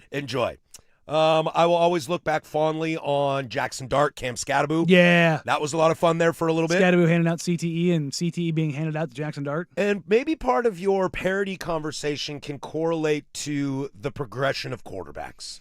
Trevor Lawrence remember I said at the beginning of the year, he was my guy I was going to watch all season long. Well, he has to have a good year. It's a changing of the guard. And he was great. That's Caleb, the thing. huge jump. Bo, big jump. Maybe not as big as Caleb's. Drake May, huge jump. Jaden Daniels, injuries. To be determined injuries. Yeah. Penix, to be determined injuries. JJ, you suck. But yeah, the projection. Also, Texans defense. Seattle defense. The return of Nasty. Yeah, the return of Nasty. Like, don't be wrong, that Eagles defense is really good. That Chiefs defense is really good. You know, you've had some really good defenses over the last couple of years, but there's some nasty that's returning. Yeah, violent. Yes, as you like to say, violent. I like the return of defenses that you look at. Like you see the Texans in the schedule and you just go, oh crap, Not like, oh, we're going to lose this game. What I mean? It's just like when you get done with this game, it's like playing Iowa. Like when you get done with this game, you may win. You're not going to be happy about it. I also think another cool thing that came across this year, too, is true team culture. I know that's such a term we throw around all the time. Seahawks, Patriots, that is true team culture. And I think you're kind of seeing like the Kansas City Chiefs, the Baltimore Ravens, the Buffalo Bills. They're the ones we talk about in the AFC a lot. We'll get to the AFC in a minute here. Culture can't just be winning. Yeah. It's got to be more than that. Otherwise, because if the only thing you have going for you is winning and you start losing, foundation cracks. Philly. That's why I'm not a Sirianni guy. When things are great, he's like, let's party. And when things aren't great, he's like, let's party. And people are like, I don't want to go to your party. Yeah, no, not now. Nick. Not now, dude. Good year. Fun year for the ages. And I think you're right. I think we'll look back and think that Seahawks team was pretty good. Yeah.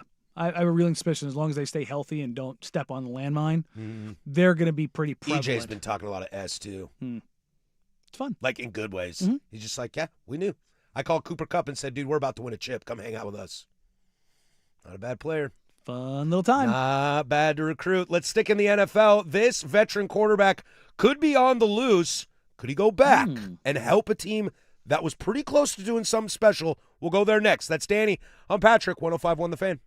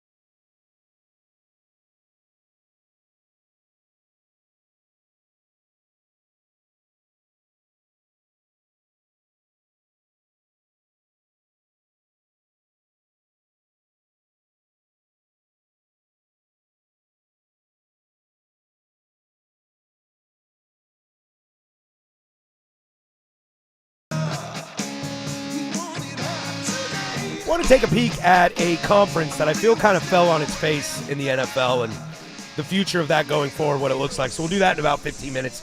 Web Gems finish up the hour. Reminder, it is a 10 Toes Down Thursday. Get those in. 503-864-6326. We'll do that at 12:15. Already got some rolling in. If we push it 2 seggies, we'll push it 2 seggies. That's up to you guys. Questions that Danny and I got to answer unequivocally. They could be Blazer-related. Valentine's Day's coming up. The All-Star break. Olympics. Do you know that every day of the Olympics from here on out, every event except for men's and women hockey are medal rounds? Oh. Everything. Love that. Everything. No more trials, no more qualifications. Everything other than men and women's hockey is medal round. Love that. Me too. I'm here for it. It's nothing but bangers. It sounds like the Atlanta Falcons have decided to cut ways with Kirk Cousins, allowing him to be a free agent, assuming he still wants to play. Now, did you catch him at all in any of the playoff at the desk stuff that Kirk Cousins did? No. So it was funny because I'm watching CBS. I had to rack my brain there. I was like, did I? I was watching the CBS morning show, which is Bill Cowher, JB, Burleson, and Matt Ryan. But Matt Ryan took the Falcons job, so he couldn't be on the desk anymore. They took their token Falcon white guy quarterback. And they went with Kirkers. Yeah, there you go. And he was kind of like weird and cringy Kirk Cousins, and it kind of worked on TV. So assuming that he wants to play again and not, I'm curious if he's got anything left in the tank. If I had a young quarterback, or if I was your Raiders drafting Mendoza this year, let's say they go that route, boy, I'd love Kirk Cousins to be his mentor as opposed to a Geno. I mean, look, whatever you think or feel about Kirk, you know what you're going to get with him. You're going to get a pro. You're going to get a good dude. You're going to get a guy who's not going to be a cancer, not going to be a problem. Like, you know what I mean? He's Like, got the glory of God with him. It probably sounds corny to a lot of people, but is that not what you want from your backup quarterback? You want a good dude who's going to do right by somebody? Oh, hey, amigo, you know me. I'm not of the faith. However, if I'm running a business and I need my quarterback to mind, or my point guard or my cleanup hitter to mind his P's and Q's, glory be to God. You know, let's take Mario Cristobal, for example, here. He gets into a post-game press conference, goes, oh, wait, first, thanks to the man upstairs. And it's like he has to remember to say that, because it strikes me that he might not be a man of the church, but he knows all of his players are men of the church. Yeah, dude, I'd take Kirkers in a heartbeat. Here's my real question. If you're Minnesota, do you take Kirkers back? I think you might have burned that bridge with him. You think so? Depends how good's his relationship with JJ. I would imagine good. JJ seems like a nice guy. Yeah, so I mean, like, does Justin Jefferson want to catch the ball? I think anything right now is better than J.J. McCarthy not throwing him the ball. Yeah, that's what I mean. Like, what do you want there? I think if I'm Justin Jefferson, and honestly, if I'm KOC and the Vikings in general, I'm willing to roll the dice on kind of anybody at this point. Malik Willis, I'll give you a second-round pick for Mac Jones. Figuring something out. That's probably too much, but yeah. But you know what I mean? Like, I'm on the phone with John Lynch right now. What's Mac Jones cost? Oh, we're not trading Mac Jones. Bull. What's he cost? Yeah. I mean, running into next season with Niner, you can talk about, oh, he's great in the locker room. Like, I don't know, man. Just kind of watching how guys reacted to him at the end of the season. I don't know how great with Niner they are. I don't know either. I mean, we laughed and we've loved. Well, that's a nice run. We laughed and we loved Jackson Dart and Cam Scatterbo having a little of that college rah-rah. Yeah, but they were delivering in an NFL locker room, and I think the right guy can deliver that. But you're 100% correct. Like, you have to still be executing and being great on the field. The only guy that didn't do it, as far as like production and still had that, was Tebow. Yeah, because he just won. Yep. It was ugly as sin, but he won games. I mean, same team and different players, but similar. Bo Nix is that way too. Bo wins ugly games. Yeah. And those guys seem to like Bo a lot. Yeah. And here's the thing, like, you don't hear people talking about how people don't like Kirk. I don't hear that Houston defense raving about C.J. Stroud right now. You like that? Yeah. You like that? I mean, those Washington teams, they liked him. They liked him a lot. I mean, they franchise tagged him, 3 years in a row? Flip that on its head, though. Let's fly over to Atlanta. Are you putting all your eggs in Penix box? I mean, obviously, there's a lot of changes going on there, and Big Penix energy. I mean, look, Penix, as far as a prospect, when you take away the injuries, yeah, he's certainly Throws a beautiful ball. He's certainly athletic. viable. He's smart. But the injuries are just, I mean, man. Which is, and I don't know if maybe they've said we need somebody to protect Michael Penix, but Kirker's just blew his Achilles. We don't think that's the answer. Yeah. But man, I know everybody loves a backup quarterback. They don't really grow on trees. Good backups do not grow on trees. No, like you want Aiden O'Connell? No. Pass. I've been down that path. You want Zach Wilson? Kenny Two Gloves? Yeah, maybe. Pickett? Yeah, maybe. I mean, Mac Jones was about as good as you got as a backup quarterback this year. Yeah. Is Justin Fields available? No. No, because he's going to start in New York next year. Not only that, no. Absolutely not, no. Give him my James Franklin. I mean, just no, absolutely no. It's definitely a no for me, dog. Yeah. Yeah. I'm very curious to see what they do because they got to bring somebody in. The quarterback carousel this offseason, with the draft being what it is going to be super interesting. There's the developing quarterbacks, there's the teams that need quarterbacks, and there's only so many that are going to be in this draft. Now, one of these quarterbacks is probably going to be better than we think, whether it's a Ty Simpson or a guy like that. He ends up being, he's a viable quarterback. Yeah, he might go in the first round still. Yeah, I would almost bet he does. Would you like to know some free agent quarterbacks? Hit me with a list that's going to make me sick. Daniel Jones, Aaron Rodgers, Russ, No. Marcus Mariota. Perfectly fine backup. If I was Atlanta, I'd bring Mariota back. Why not? As a backup? Yeah. Yeah, If I was Washington, though, I'd keep him. I like him with Jaden. That's the thing, though, is like in both those situations, you're probably like Atlanta's trying to find their quarterback. You know what I mean? Mm-hmm. And Mariota would just be a stopgap because Penix is probably going to get hurt. Well, but that's what I mean. I don't know if you can. I don't know if you can find your future while the jury is out on Penix. Yeah. I think you would want to run Penix as much as possible, and then have somebody that is not going to burn it to the ground. Yeah, that's fair. That's why I would kind of be like Mario. Yeah. Like Russell Wilson might burn that to the ground. No, hard pass. Who else we got? Zach Wilson, Tyrod Taylor, Perfectly fine backup. Old Man Flacco, Perfect. Kenny Pickett, Fine. Jimmy Garoppolo. Yeah. Ooh, Mitch Trubisky. He's a perfect stopgap backup. Yeah, the rest of this is Malik Willis, Teddy Two Gloves, Case Keenum, Trey Lance, Josh Johnson, Pastronaut, baby. Easton Stick. Ooh, he's in Atlanta right Yeah. now. Nobody's going to take Minshew because he got no knee. Mm-hmm. He got no knee. Felt it right there. Yeah, sorry, amigo. I love you, though. Not a lot, man. No, that's what I'm saying. The quarterback carousel is not going a to lot. be a little interesting this year, if only because it's the lack of depth. What does desperation do to a team? Somebody's going to make a move and you're going to go, you're starting the season with them as your quarterback? Yeah. And maybe that's what Atlanta wants to do. Maybe Atlanta takes Ty Simpson. You know, maybe they wait and grab a Klubnik or a Nussmeier and in the third, fourth round and say, we will take a shot. Because Matt Ryan came out and did the thing that they all say, like, we're going to evaluate every position. Stefanski's like, no position is set. That includes quarterback, blah, blah, blah, blah, blah, blah, blah.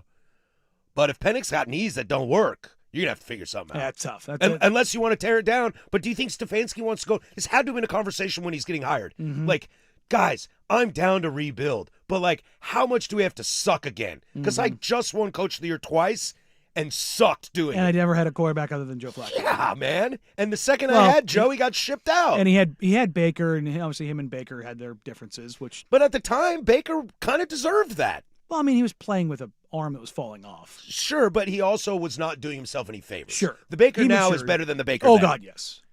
Yeah. God, the women right now are just absolutely biting it. Yeah, it's ugly out there. I think basically everyone but Chloe has fallen. I think there's only been 2 runs that have they've just absolutely sent it and landed it. I think it's your top 2 medalers right now. Let's see here. Let's see if they got a live Update. update on what's going on here. Chloe's got a comfortable lead. She's up 88-85. in first to second, so in score. So I'll find it in the break. that's all right. I'll find it in the break. All right, we come back. I want to look at the AFC right now. And a lot of disappointing stuff going on. Is the future of this conference a concern? We'll do that next. But there's Rusty with sports. Now, from the George McCoy and Warren Allen Sports Desk, a Sports Center update on the Fan Sports Network, 105.1 FM and 1080 AM. First on The Fan, the Trailblazers wrap up the first half of the season tonight in Utah against the Jazz. 6 o'clock tip on KUNP. That is 2.2 on your antenna. Xfinity Channel 302 and 1016.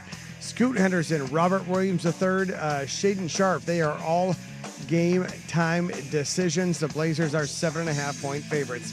Jaren Jackson Jr., he is expected to miss the rest of the season to have surgery to repair his left knee to ensure his health for next season. Buck star Giannis Antetokounmpo, he will not play in this weekend's All-Star game due to a calf strain, but he will still help coach in the All-Star Celebrity Game. ESPN reporting free agent Jeremy Sohan. He plans to sign with the Knicks after clearing waivers. Over in Major League Baseball, the Dodgers and third baseman Max Muncy, they've agreed to a one-year extension for $10 million. The deal includes a $7 million salary for 2027 and a $10 million option for 2028. More sports scores and stories in 30 minutes. I'm Jeff Rust from the George McCoy at Warren Allen Sports Desk. Hurt and missing work. Insurance companies acting like jerks. Don't call your mom. Call George McCoy. He is at warrenallen.com. The home of dirt and spray. Weekday morning 6 to 10 a.m. The Fan Sports Network, 105.1 FM and 1080 a.m.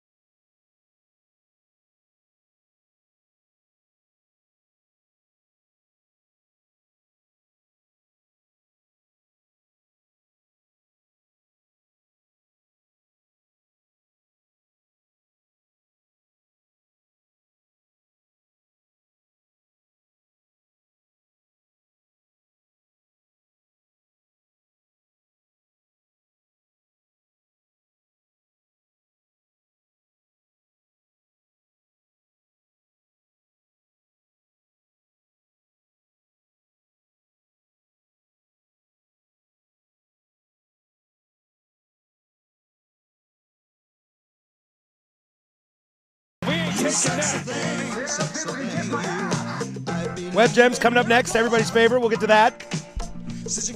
That's a good one. A little Super Bowl leftover. I've got the effect of Bad Bunny on the world, or at least on the city of New York. That'll be a fun little one we'll get to in a little bit. Chloe Kim just took another round in the half pipe. Landed two insane tricks. And the second one, she fell. Yeah, everybody's falling right now. That course out there is brutal. The snow is building up. She might win off that first run. Yeah. She's currently in first place. She might win off that first run. Looking good. Looking good. Looking good. NHL men's USA, coming up at 12:15, including 10 Toes Down, which we do on a Thursday at 12:15. You can send those in 503-864-6326 or drop them over on the YouTubes. Danny, I've got a concern. I'm trying to think about getting ready for next year in the NFL and how we at this show can do a better job covering it and just be better at our jobs in general and more observational, blah, blah, blah, blah, blah, blah.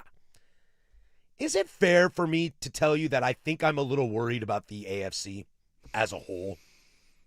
There are things going around that I've seen. Look, the Chiefs have the lowest amount of cap space availability. What does Baltimore and Buffalo look like with new coaches? Who was the best team in the AFC in the playoffs? Buffalo for a hot moment? Denver for a hot moment? New England went to the Super Bowl, but when were they, like, really good? They were good. You know, who's the team in the AFC that finished last in their division that finishes first? You know, we see that every single year. Yeah. So, yes, in theory, Lamar is healthy. Joe is healthy. So the big four come Mahomes back. is healthy. The big four come back, and Josh Allen to round that out. The Colts got injured with Daniel Jones, and that certainly did them dirty. They need a quarterback. I Yeah. mean, they were really a quarterback away from being a competitor, and Daniel Jones got was, him there. I mean, he was doing it. They've got a great running game. They've got weapons everywhere. They've got a really good defense. But yeah, the quarterback play obviously just did them in. The Chargers. But I just went through, those weren't backup quarterbacks available. Those were all quarterbacks available. Well, I know. Chargers, obviously, the offensive line is Got to get fixed. brutal. Texans have got to figure it out with their offensive line. They got to figure it out with their quarterback, Yeah. too. Let me ask you this question. If C.J. Stroud, he's got 1 year left before he needs a deal. Yeah. You paying that man $50 million? I think it's 60. But am I paying him 45? Yeah. Would he take 45? I mean, I Well, don't he know. won't, but I think you got to pay him. You got to look. That's the going rate. That's the going rate. Yeah. Like, I think the Niners got a steal on Brock Purdy, but I don't know many guys that are taking that Brock Purdy money. No. I mean, you're going to have the negotiation, but I think you also have to look at getting him some weapons that aren't dying. That's And true. with Tank Dell or Nico Collins. That's The true. offensive line is just egregiously bad. If you have no cap space, how are you going to improve the offense for Kansas City? Mm-hmm. You know, where is this mystical upgrade that the Bills are going to get? Yeah. Look, I was a big proponent of getting rid of McDermott, but now that I'm looking forward and it's Joe Brady, Mm-hmm. I'm thinking to myself, ooh, I don't know, Harris, that might have been a bad idea of yours. In Because Jacksonville, now we're just going to run it back? Yeah, in We think Jacksonville- McDermott was the problem if we're going to run it back? Jacksonville was on the way up, and they ran into Josh Allen's Superman game. Yeah.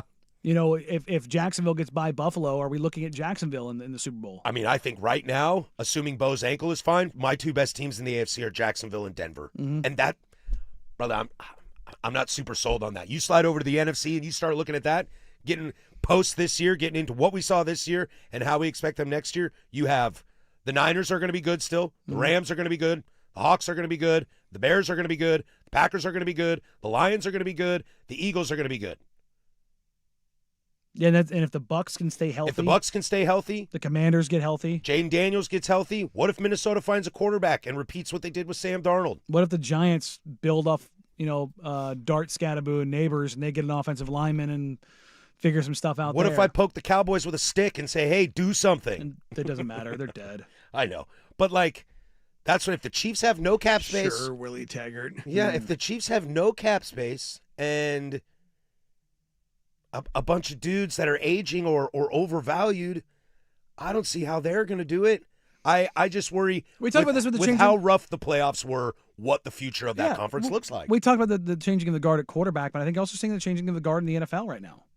We talked about the AFC being so much better, so much deeper, all these kind of things. We aren't really sure what the NFC is. The top of the NFC is a lot better right now and going forward. Sure, the Niners and the Rams are older. The Eagles are maybe their window has moved and they're on the tail end of it.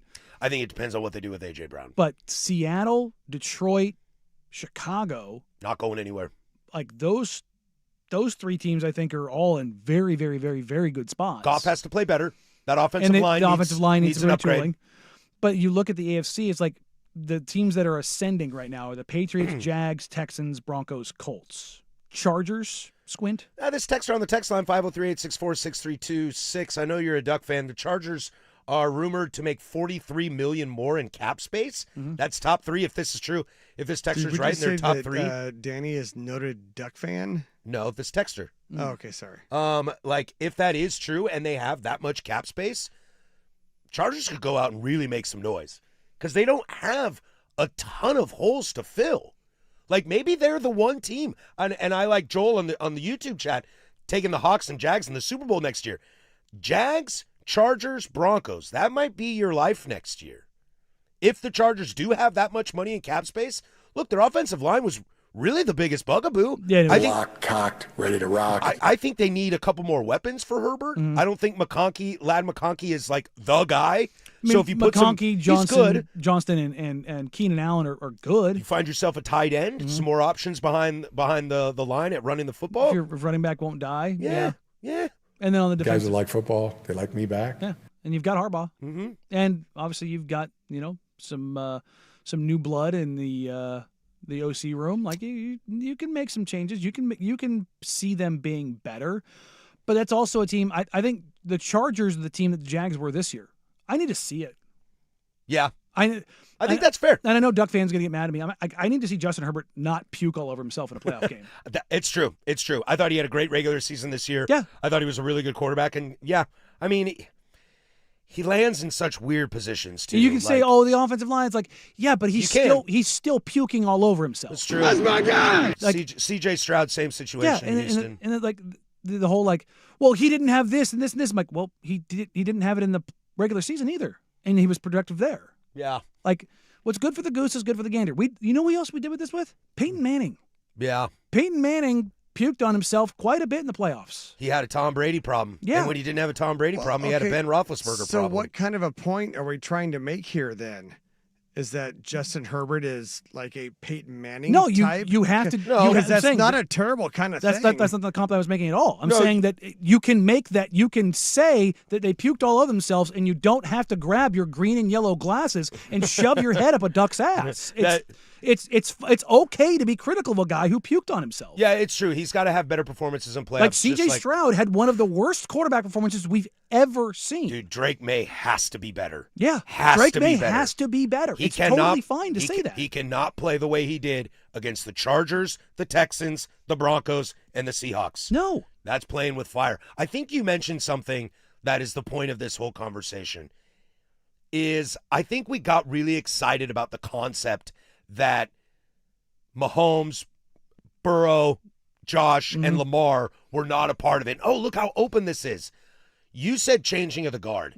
And I think we might see Joe Burrow and Josh Allen might be the ones that I'm less on this of.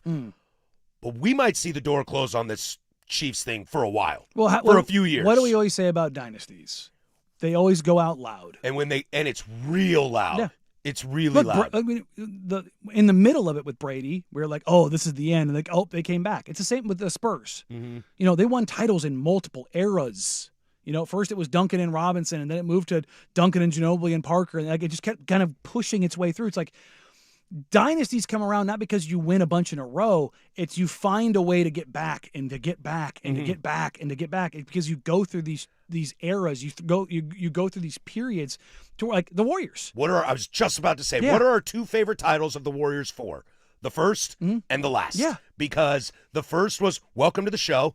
You got KD, okay, shocking. Here's the death lineup. Yeah. Deal with this. Gotcha, okay, cool. 2 and 3 are KD, and you lose another one. But then you win one post KD, and it's like, there we go. That's the stuff you kind of like. And so can the Chiefs do that? Can the Eagles do that? I think if the Chiefs could have pulled that out this year, I think that would have been one of our favorite Chiefs Super Bowls. I mean, I would have hated it. Everybody would have hated it because we're all sick of them. But the tip of the cap would have been there. Without a doubt. So I think this is the way too early storylines. I think it's the return of the quarterbacks. I think it's, the Herbert and the Chargers kind of being the Jags this year of like, hey, guy, we're going to need to see you do it. Excuses be damned. It's just kind of one of those things. Well, I said it this year, coming into this year, that Trevor Lawrence was my guy that I was going to watch. And Caleb Williams on the other side. And both of those made huge steps forward. Caleb's a lot younger, so I'm going to give him more flowers than Trevor Lawrence. But Lawrence has also been in a jack situation Yes. in Jacksonville. Oh, funny, no pun intended. And Jacksonville. so it took him a while to figure that out there. But next year, I might be with you. It might be like it might be a Herbert. You got to figure this out, bud. You got to figure this out. And it's not a everything falls on you guy, No. but the narrative is going to be, look, man, you're really good in the regular season, and you're tough as nails, and you're super productive, but like, you got to figure this out. I think the quarterbacks that I have the most concern with next year, I don't even know, because I don't really have a ton of concern with Herbert, but you're right. The playoff bug is there. Lamar, I got to see something out of you, bud. Mm-hmm. I got to see something out of you, bud. Jaden Daniels, I know you're young, but I got to see and something injury out bug, of you. and they both had the same kind of body frame. I gotta like see it. when you get hit, it's a little scarier. My AFC might be Herbert and Jackson. My NFC is going to be Jordan Love. Like, now's your turn, bud. I need you to be a lot better than you were. I want to see if on the NFC side of things, can Darnold do it again? Like, oh, for sure. and then But Darnold plays with house money for the rest of his well, career. I know, but I mean, like, is he just is he Hall of really good, or are we seeing a guy who's becoming a dude? And then It'd be fun if he did become and a then- dude. And then of the young guys, Caleb had some of the most impressive playoff throws we've ever seen this past playoff Mm-hmm. run. Your completion percentage was dog water. Yeah. Can you clean that up and go from like you can be the most exciting quarterback in the league to can you also do that and be consistent so you don't have to do that to win games? Can you also do it without Shanahan, Kevin O'Connell, or Clint Kubiak? Yeah. That's another big question. Mm-hmm. That's a fair question. Look at Goff this year. No Ben Johnson, takes a step back. Same thing with offensive line, but yeah, to your point, yeah, it definitely matters. Like, and that's probably the other one. The other part of this is the coordinator changes around the NFL. It happens to It's everybody. like, you know, do we see a little bit more spice for some guys? Yeah, not everybody gets a Josh McDaniels that stays there forever. No. Steve Spagnuolo who stays you there get forever. a McDaniel or you get a Kingsbury who, you know, both those guys are like, you know what, I'm gonna go ahead and go somewhere else. Yep. See ya. See you later, bye. When we come back, Web Gems, everybody's favorite, 105.1 The Fan. The new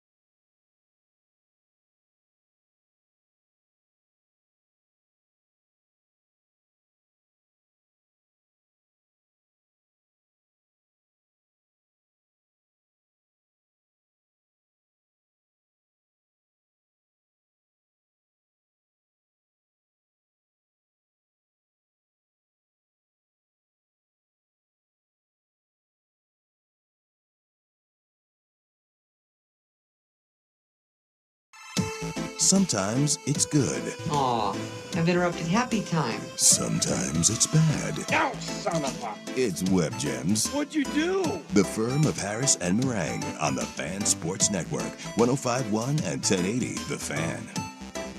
All right, this is Web Gems, everybody's favorite. We do it at 11:45. But coming up in the big nooner, USA taking on Latvia, 12:15 in men's hockey. The Pac-12 schedule was released, and there's a weird, fun little caveat in it. I don't know if it's fun. I'm hoping, Danny, you can tell me where I lie on this, if I'm excited about it or not. And then, of course, it's a 10 toes down Thursday. We will take your questions. Got a bunch of them in already, and Danny and I answer them unequivocally. No fence sitting, no wishy-washy. You got to put it down. Now, what did I do wrong? Exactly. So 10 toes down, that's loaded closing arguments to send you on your way. Web Gems today, Danny, comes to you by the way of New York City. Have you ever heard of the place? New York City. Can we bring back the Pace Picante commercials? Oh, yeah. I remember that. The salsa sucks, but Salsa sucks. great Super commercial. Bowl. Although, my wife and I, for the Super Bowl, we made, we did chicken in a crock pot. What? Chloe Kim has just been dethroned. Oh, silver medal for the American. Wow. Oh, look at them. They're all crying. South Korean girl won gold. Good for her. I'll have to watch the run here in a second. There you go. My wife and I put some chicken breasts in a crock pot and slow cooked them for like 5 hours to make like shredded chicken burritos. Oh, yeah. She pulled out a jar of Pace Picante salsa. And I was like, what is that? And she goes, trust. I was like, all right, trust. Threw a can of green chilies in there, put some other seasonings on it. Kind of fire. Okay. Kind of fire. Slow cooking in it. Kind of fire. So I have an Instant Pot. It still has the instructions inside it. Never used it. Really? Never used An it. Instapot with Yeah. nothing? And it's got like all the different attachments. There's like a bunch of different things. And I'm like, I opened it up. I was like, what is all this stuff? What the hell is the meaning of this? I know, right? Yeah. What do you mean you've never used this before? I've never used it. It's God's gift to you. And It's God's water. It's the big one too. Yeah. Like it's like the fully loaded, oh my God, like over the top thing. And it's just one of those things that it's like I need to use this. Yeah. I need to find a way. Because I haven't crock potted or Instapotted in like a decade. And I've got this really nice thing just sitting there. And I'm like, because that's the kind of thing where like the whole point of it is I can set it on when I leave and come home to it and have it be done. And you won't burn your house down. I did learn, and I feel really stupid for not knowing this, that you don't hook the latches on when it's cooking because then it becomes a pressure cooker and will explode. Yeah. My wife told me that, and I was like, what? Oh, yes. Yeah. Science. Building pressure for 6 hours. In New York City, I guess if you want the insurance claim. I've already dealt with insurance in my house basically exploding. I'm not doing that again. Fun? It's not fun. During the Super Bowl halftime show, which was famously hosted by Bad Bunny, New York City Water noticed something really strange. So across all the 5 boroughs in New York City, the water meters suddenly spiked after the Super Bowl halftime show. There was a noticeable citywide pause where water levels were extremely low. And then all of a sudden in 15 minutes, they shot up to an equivalent of 761,719 toilets flushing at the exact same time. So I'm telling you, Danny, Everybody held their pee. 760,000 people didn't go to the bathroom in the 5 boroughs to watch Bad Bunny and then had to go. Everybody's like, oh, I gotta pee, I gotta watch this though. I want to watch. I had a buddy. We were playing a game on vacation. I think it was a New Year's, and we were telling stories, and the stories were so good, and we were laughing so hard. And he had to go boo boo, and he went boo boo with the door open, just so he could continue hearing the stories.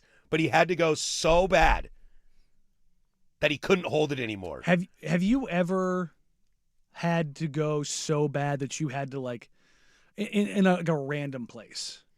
Where you're just like, you broke every rule possible because you had to? I will go outside. Very rarely is it one of those where like got boo boo. Yeah. But I don't times that think I've the Rangers gonna like this, Yeah. Yogi. but at times that I've had to pee and it ain't gonna happen, dude. I've pulled over on a freeway. Oh yeah, no. I'm talking number 2 though. Like, have you ever had to sacrifice a sock? No. Oh, you've never had one of those? I've lost some underwear. You have? Yeah. Sacrifice a sock? You like holding it? Well, no. I mean, like. Oh, you just go somewhere and the sock becomes no, but I have with the the drawers? draws. With Yeah. the draws, yeah. The downside of that is like, this is probably a little TMI. I buy expensive drawers, Oh, So- not me. so- I'm a Target kid. so I will sacrifice a sock if it has to go down that path. If we have to go down that dark, muddy path, Pun intended. pun intended, the socks will go. Bathroom breaks, dishwashing, probably even brushing their teeth, this article says, Mm. all came to a stop. I had to do one time. We were on a road trip, and I forget if it was on I-5 or I-84. But yes, going to it. All of a sudden, we had to hit a McDonald's, and I walked in. Got to hit the MACD. Had to hit the MACD, and I walked in. And I hit the bathroom, and I tried as hard as I could to hold it off. And then finally I was like, you know what? Yes, I'm so sorry. Yep. I'm so sorry. Gots to go. It can't happen no more. Yeah. Cultural events like Bad Bunny. I mean, the borough's pretty diverse. A lot of people there. Oh, a lot of Puerto Ricans. A Though, lot of Puerto Ricans. I bet in New you. York City. I bet you the population of Puerto Ricans somewhere around 760. Somewhere around 800,000 people. I bet you that's pretty spot on. Yeah. Huh. Probably greater than the population here. Oh, I'm going to look that up in the break. That's a funny thought. When we come back, it's the Big Nooner. The Pac-12 released their schedule, and they're doing something I ain't never seen before. Is it a cool thing, or is it a copycat trend? Plus 10 toes down. Loaded final hour. Stick with us. 105.1 The Fan. I'm Pat.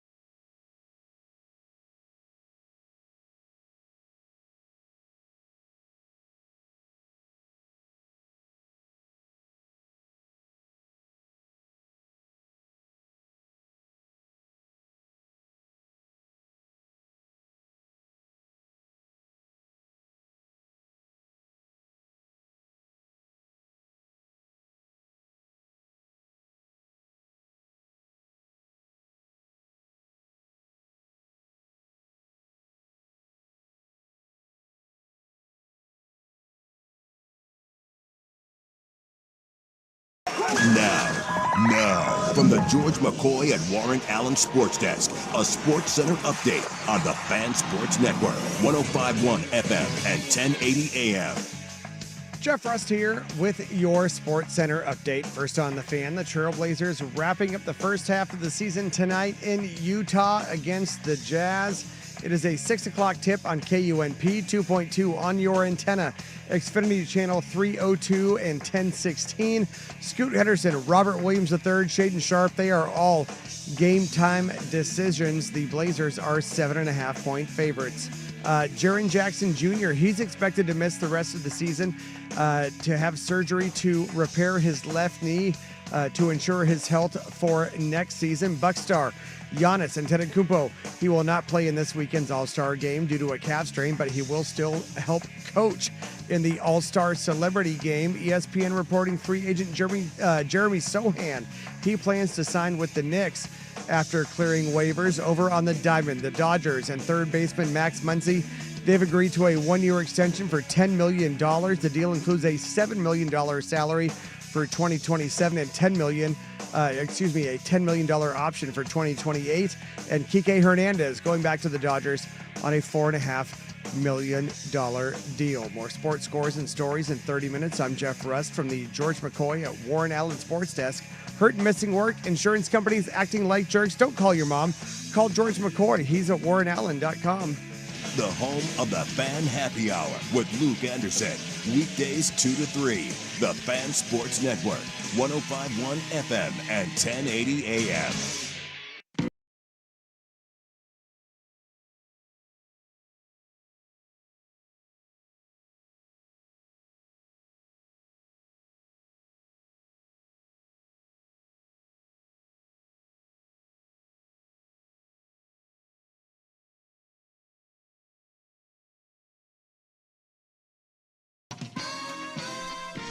Two down, 3 to go here.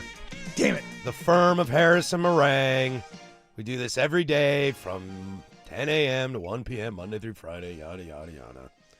Chloe Kim crashed and burned. She'll finish with the silver most likely. Nice run. Nice run. That's super dope. She's Dude, it's going hard to win she's gold. going right over to her congratulator. Yeah. That's awesome. It's hard to hit 3 golds in a row. And she's 25. Yeah. It's like, wait, let me see the math on that. Wait, what? Yeah. Good on her. Good on her for congratulating the Korean woman who will most likely win gold. And Chloe, you got 2 golds and a silver. Not a bad, but like this girl right now, nothing is bigger on planet Earth right now than the fact that she just won a gold medal. That's awesome, man. Cool. This is what I love about the Olympics. Also, the Japanese girl Ono, when the Chinese girl or the other Japanese girl fell. She didn't fall. Her score came in. It was an 80, and she's on the screen right now. She's losing it because her friend got an 84. She got an 85.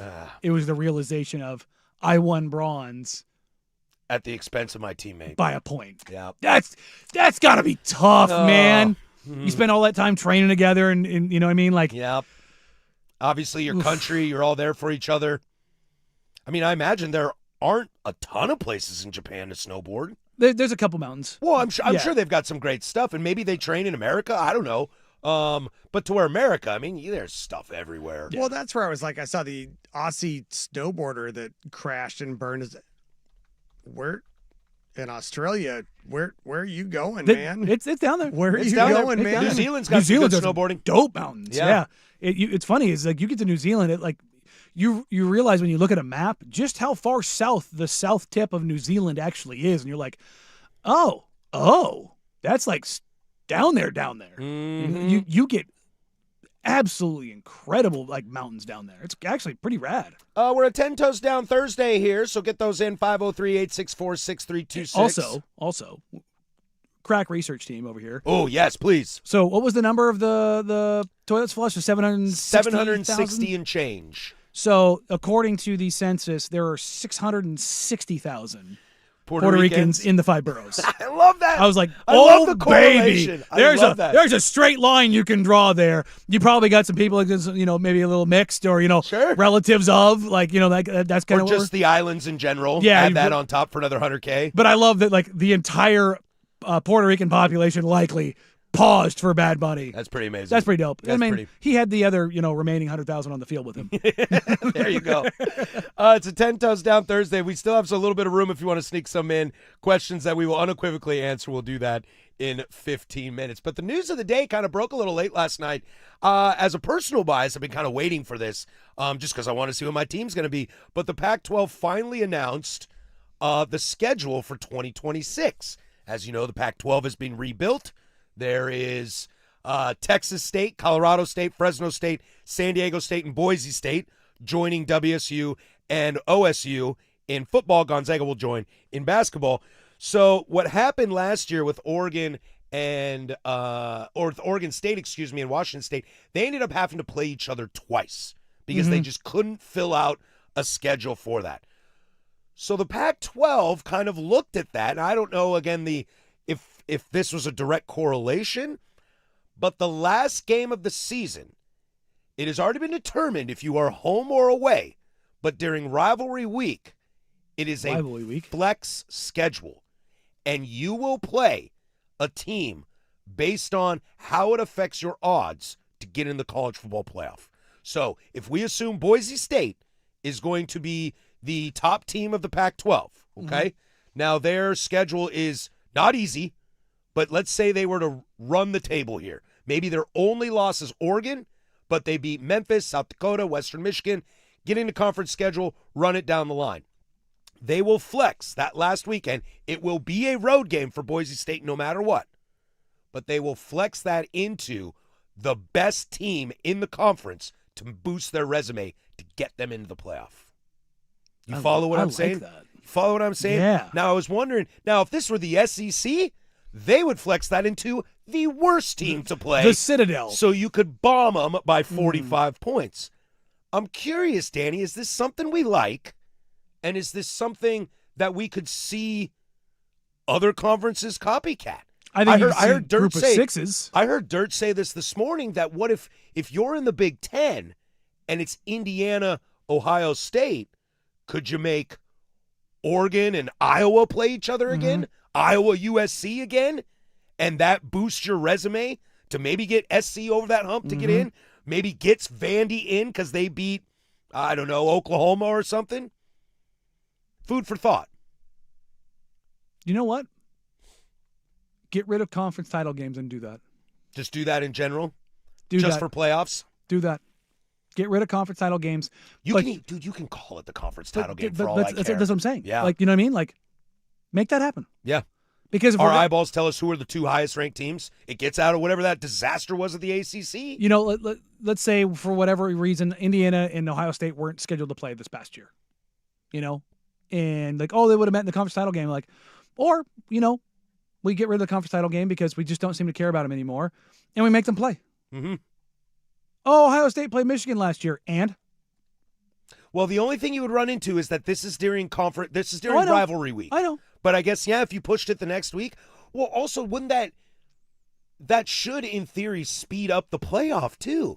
So if you have Oklahoma and Alabama who are going to play each other, but the SEC title game is Ole Miss and Georgia, for example. I know Alabama was in the SEC title game, just hypothetically. Yeah. Can that not just be your playoff game right there? Yeah. We know you guys are in, so let's do it this weekend. I would like to see that. On campus. That's the other thing about this. This is on campus. It's on campus. Yeah. And then there is a conference championship game next week. I believe they said that. I know, but I'm saying if you were going to, because the argument is, that's where you got to figure it out. Do we need conference championship games? You're kind of double dipping because let's say Wazoo runs the table and Oregon State run the table, and Oregon State beats Wazoo in the one matchup, and the flex, they're like, let's do that again. Are we going round 3 in the conference title game? No, I think here's the thing. Everyone has to do this, though. SEC, ACC, Big Ten, everyone has to do this. Bleak's ahead of you on the YouTube chat. He's saying the Super Conference is going to steal this idea when it forms. Why not? Because if all of a sudden the last week of college football is just nothing but certified bangers. Just pure chaos. You're just looking at the schedule going, no. Guess what's going to happen then when you're talking about TV rights? Look, I was at a holiday party because it's a flex. Because let's say Michigan laid an egg this year, right? And they've got big games scheduled at the end of the year. Ohio State, Michigan matters to Ohio State, Michigan. But if one of them sucks, we don't care. Nope, not at all. You know what I mean? Even when the one that sucks beats the one that's good, we still We kind of had don't it- care. We had with Ohio State. Ohio Michigan, State 2 yeah. years ago. It's like that's fine. And when we all but you want to get everybody to tune in. At the end of this year, give me A&M, Bama. Give me in the SEC. Give me Indiana, Ohio State, or give me Oregon, Indiana again, or give me USC, Ohio State. Like whatever that ends up looking like. Could the conference championship turn into the final conference representative? Because I was at a holiday party last year for follow me on this for Ohio State, Indiana, and I watched the game. I went back home and watched some tape because I wanted to prep for this show. Yeah. But it didn't matter. Both of them were going. Yeah. So it was just one team gets a bye. One team's the 1st seed. The other team's the 2 seed. This doesn't matter. But if that's USC versus Iowa, winner gets in, sign me up. And you can call that the conference championship or rephrase it to be like the last spot in to represent the conference. Especially when we go to automatic bids. If there's 4 automatic bids in the Big Ten, make number 4 a playoff game. Why not? Spice it up a little bit. If you're Oregon State, this is your schedule for funsies just to look at it. Look, I root for my brethren at Oregon State. We have been through a lot together, and you are current Pac-10 championships. No, we are, because our game down there didn't count. Yes, I think that's it. Oregon State will be at Houston. They will host Texas Tech. The next week, they host Montana. Don't screw that one up. Don't screw that one up. And then they are at UTEP. They get into their season, Colorado State, home against San Diego State, home against Wazoo on October 17th. I will most likely be at that game. Bye on the 24th. Fresno State on Halloween. Texas State at Boise State, home against Utah State, and then the flex game. Not bad. That beginning is tough. But for all these teams in these conferences, their beginnings are going to be tough. Utah State has Idaho State and Troy. Their other non-conference games are UW and Utah. That's how you have to schedule like this. Take my Cougs, for example. Yeah, let's get to your non-conference games. At UW, hosting K-State. Sorry, we are at K-State, hosting Duquesne, who I did not know had a football program. When I looked at that, I went, who the hell is that? I'm like, I was like, is that DePaul? Because I only noticed it from college basketball. Well, I recognized the D, and I was like, did DePaul get a football team? Like, because I was like, I did not know Duquesne had a football team, legitimately. I did not either. I know they have basketball. Yeah, but I did not. I'm like, what the hell is that? Like, we were in the K2 sports office last night when the schedule came out, and I was like, who is that? I heard Sprague this morning call it Dayton. I was like, oh, brother, that's Duquesne. Yeah, we were sitting there, and I'm like, I literally said, is that Duquesne? I'm like, no, it can't be. Is that DePaul? Like, I said Duquesne.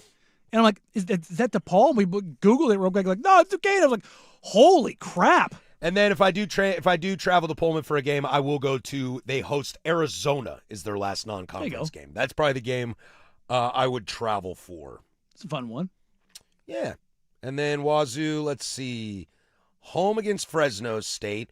Got the home Boise State action, like that.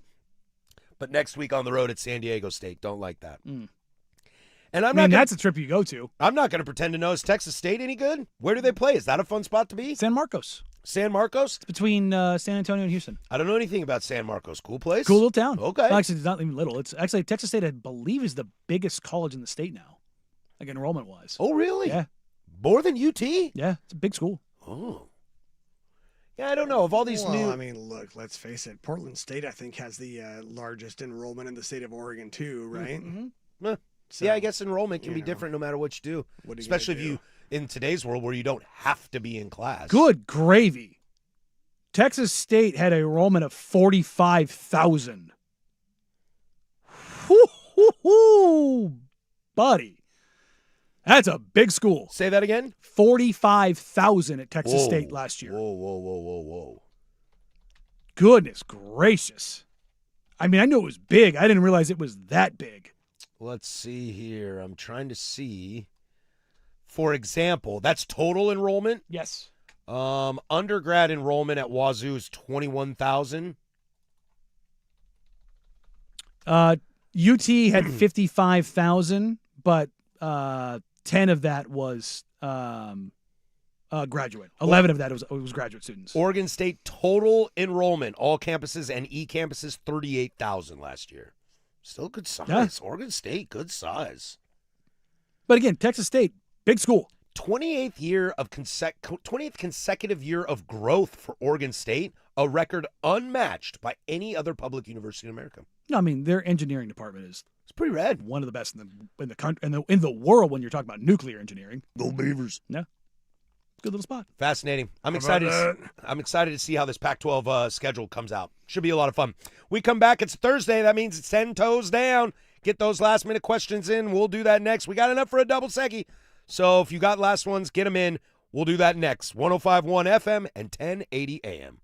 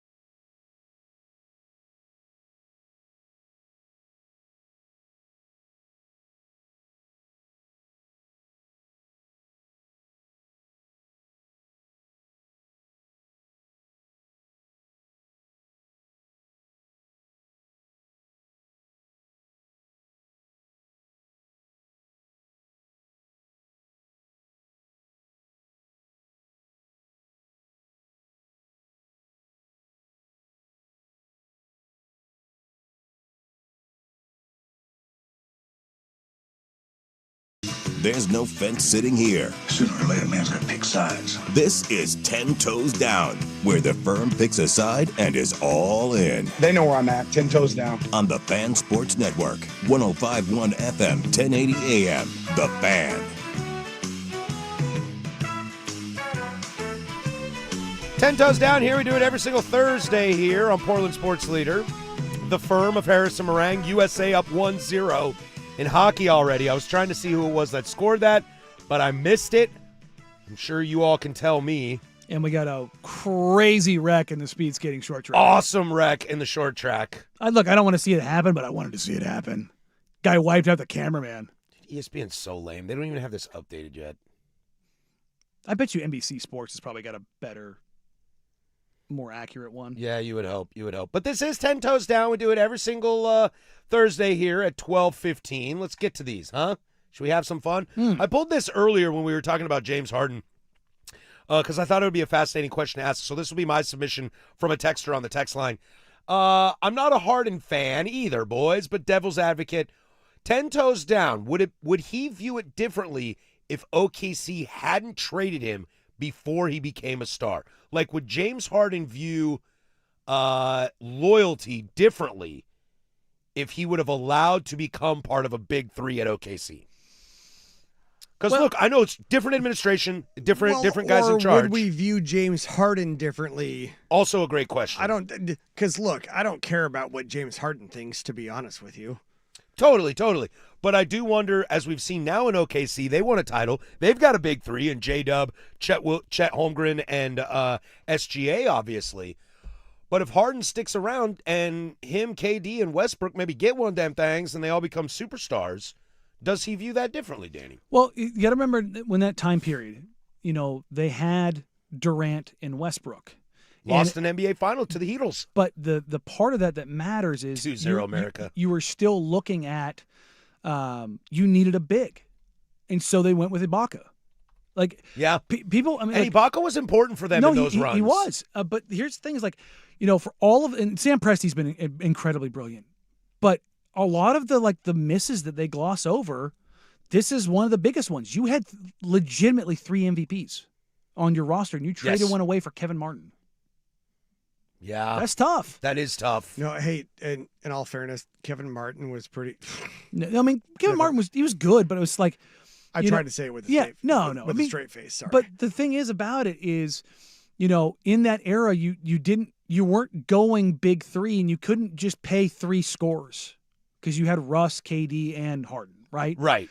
And it's like, yeah, but with the Celtics big three or the Heat big three.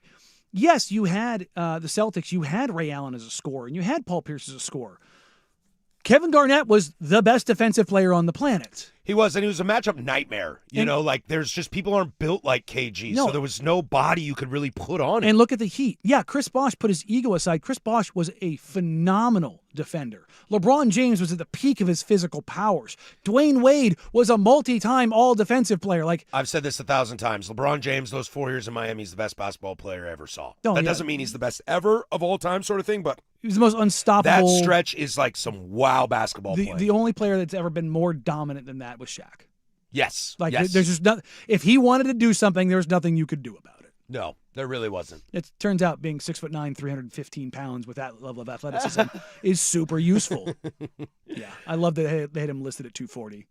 Sticking some sports here. 10 Toes Down in honor of the late James Vanderbeek, who passed away yesterday from colon cancer. Dude, he's got 6 kids. They raised $1 million for him.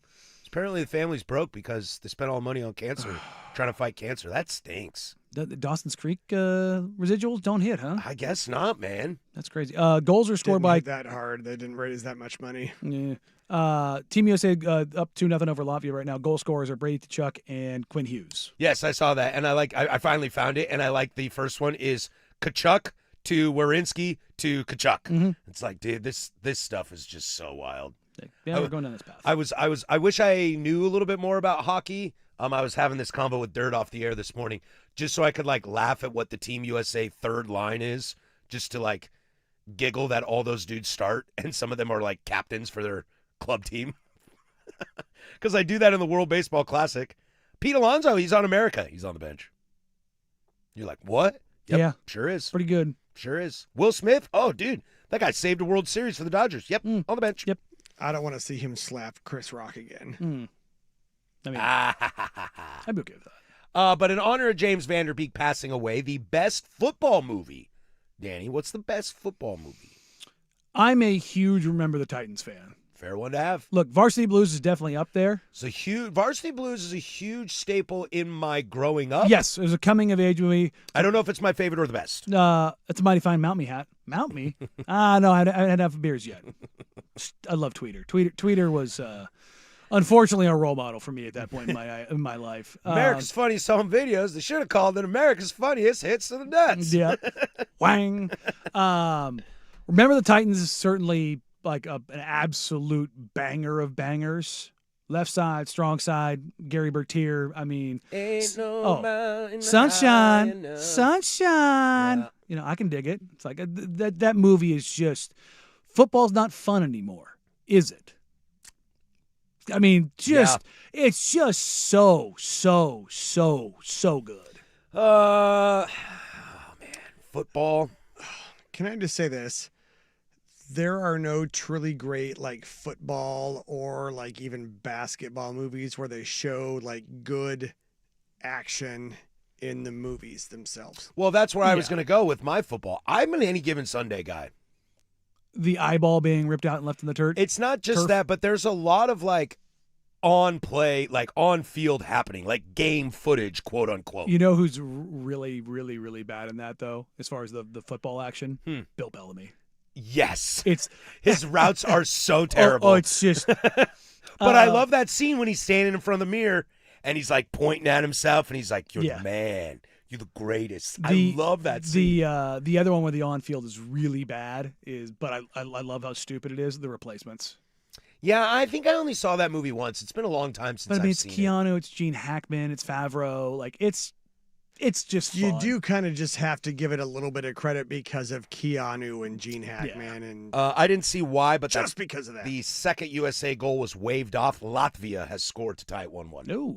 Bum, bum, bum, bum. I think I heard the guys say this morning that if USA wins by 4 goals, it's minus 155. Goodness gracious. If that doesn't tell you the discrepancy between the two teams, minus 155 to win by 4 goals? That's pretty wild. This is 10 Toes Down. We got a couple more to get at if you want to try to sneak some in. We'll see what we can hit. We'll stay here, though, at 10 Toes Down on the Firm. But first, there's the Kahuna with sports. You ever had a big Kahuna burger? Now, from the George McCoy and Warren Allen Sports Desk, a Sports Center update on the Fan Sports Network, 105.1 FM and 1080 AM. Jeff Rust here with your Sports Center update. First on the Fan, the Trailblazers wrapping up the first half of the season tonight in Utah against the Jazz. 6 o'clock tip on KUNP, 2.2 on your antenna, Xfinity Channel 302 and 1016. Scoot Henderson, Robert Williams III, Shaden Sharp, all game time decisions. The Blazers are 8.5-point favorites. Jaren Jackson Jr., he's expected to miss the rest of the season to have surgery to repair his left knee to ensure his health for next season for the Jazz. Bucks star Giannis Antetokounmpo, he's not going to play in this weekend's All-Star game due to a calf strain, but he will help coach in the All-Star Celebrity Game. ESPN reporting free agent Jeremy Sohan, he plans to sign with the Knicks after he clears waivers. Over on the Diamond, the Dodgers and third baseman Max Muncy, they've agreed to a 1-year extension for $10 million.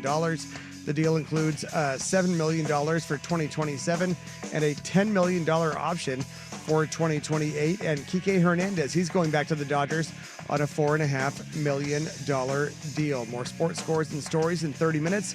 I'm Jeff Rust from the George McCoy at Warren Allen Sports Desk. Hurt and missing work, insurance companies acting like jerks. Don't call your mom. Call George McCoy at warrenallen.com. Your home for the Oregon Ducks, the Fan Sports Network, 105.1 FM and 1080 AM.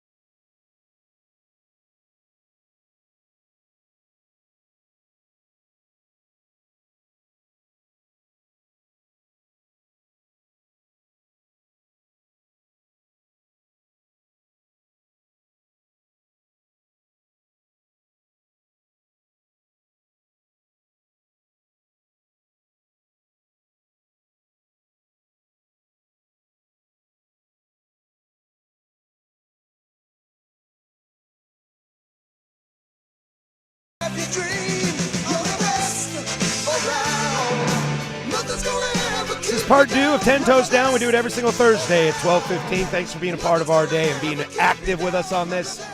We always have fun here on a 10 Toes Down Thursday. It's always a great time. Let's get right into it and see if we can't get through all of them that came through. 10 Toes Down, your best pizza style, Danny. New York, Chicago, Detroit, Neapolitan. Where do you live in the pizza world? I know I can't do this, but boy, do I really want to say I like them all. I mean, yes. Which is the most Patrick Harris but I'm sure, statement I'm to sure make. Jake's going to pop in here like a Kool-Aid man when I say this in a second. New York pizza is overrated. Like it's just, of all of them, that's not true. Chicago's my least favorite. The deep dish? And don't get me wrong, when I do want a deep dish, it's perfect, right? Same thing with New York. It has its place. I'm a Detroit.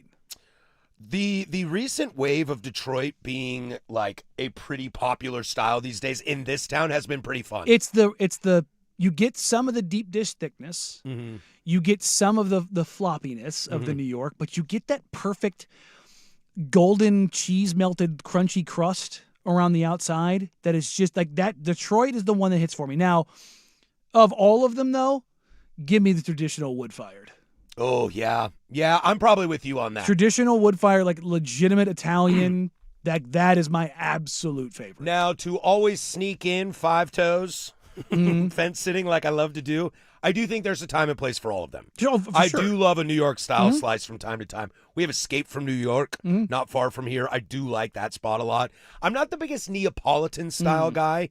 I think I always want more cheese, and Neapolitan is like less traditional cheese. Woodfire, hands down number 1. Yes. Hands down number 1. I would probably go Detroit 2, New York 3, Chicago 4, Neapolitan 5. Yep.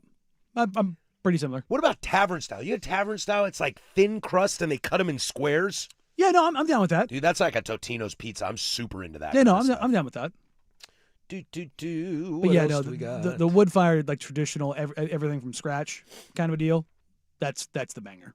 I'm being told on the text line, Detroit pizza supposedly came in from auto workers bringing the oil pans to bake them in. That's why they rise so much. Oh, okay. Yeah. Yeah, Okay. I can pick that up. Okay. All right. I like it. This is one that could get us really going here for a minute because I'm not sure. I've been thinking about it for a little bit too. Who is the most deserving of a second, third chance redemption story in the NFL who had raw deals previously? Basically, Geno, Sam Darnold. Who is the next?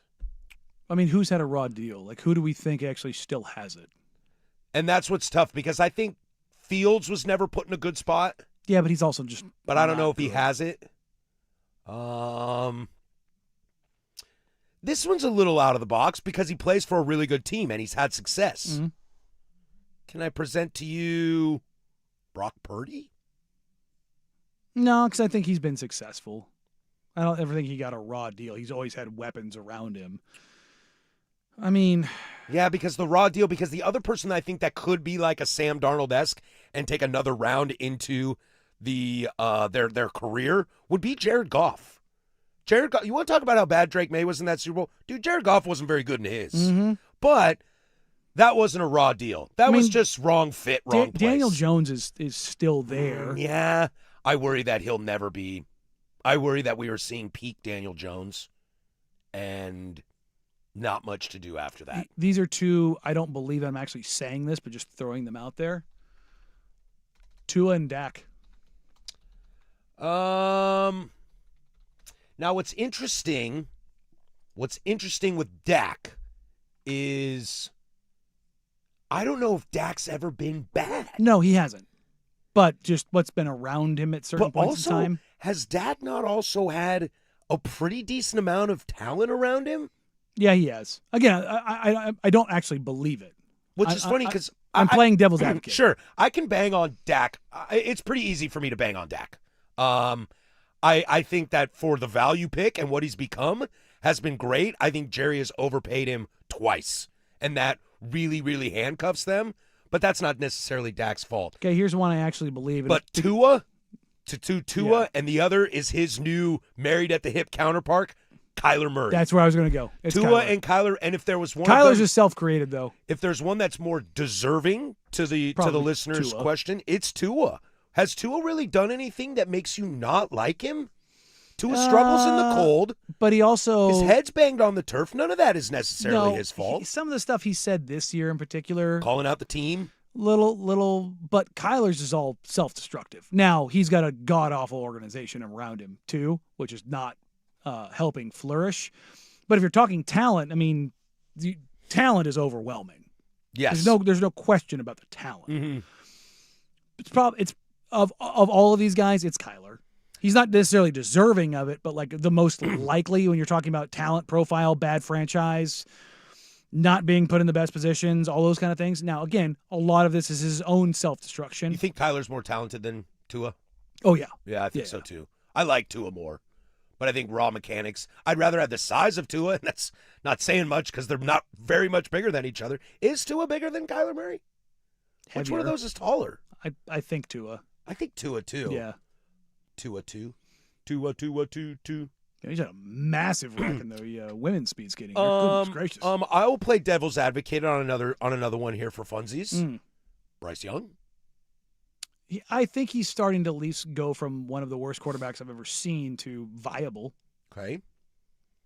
Can I argue that Matt Stafford did that?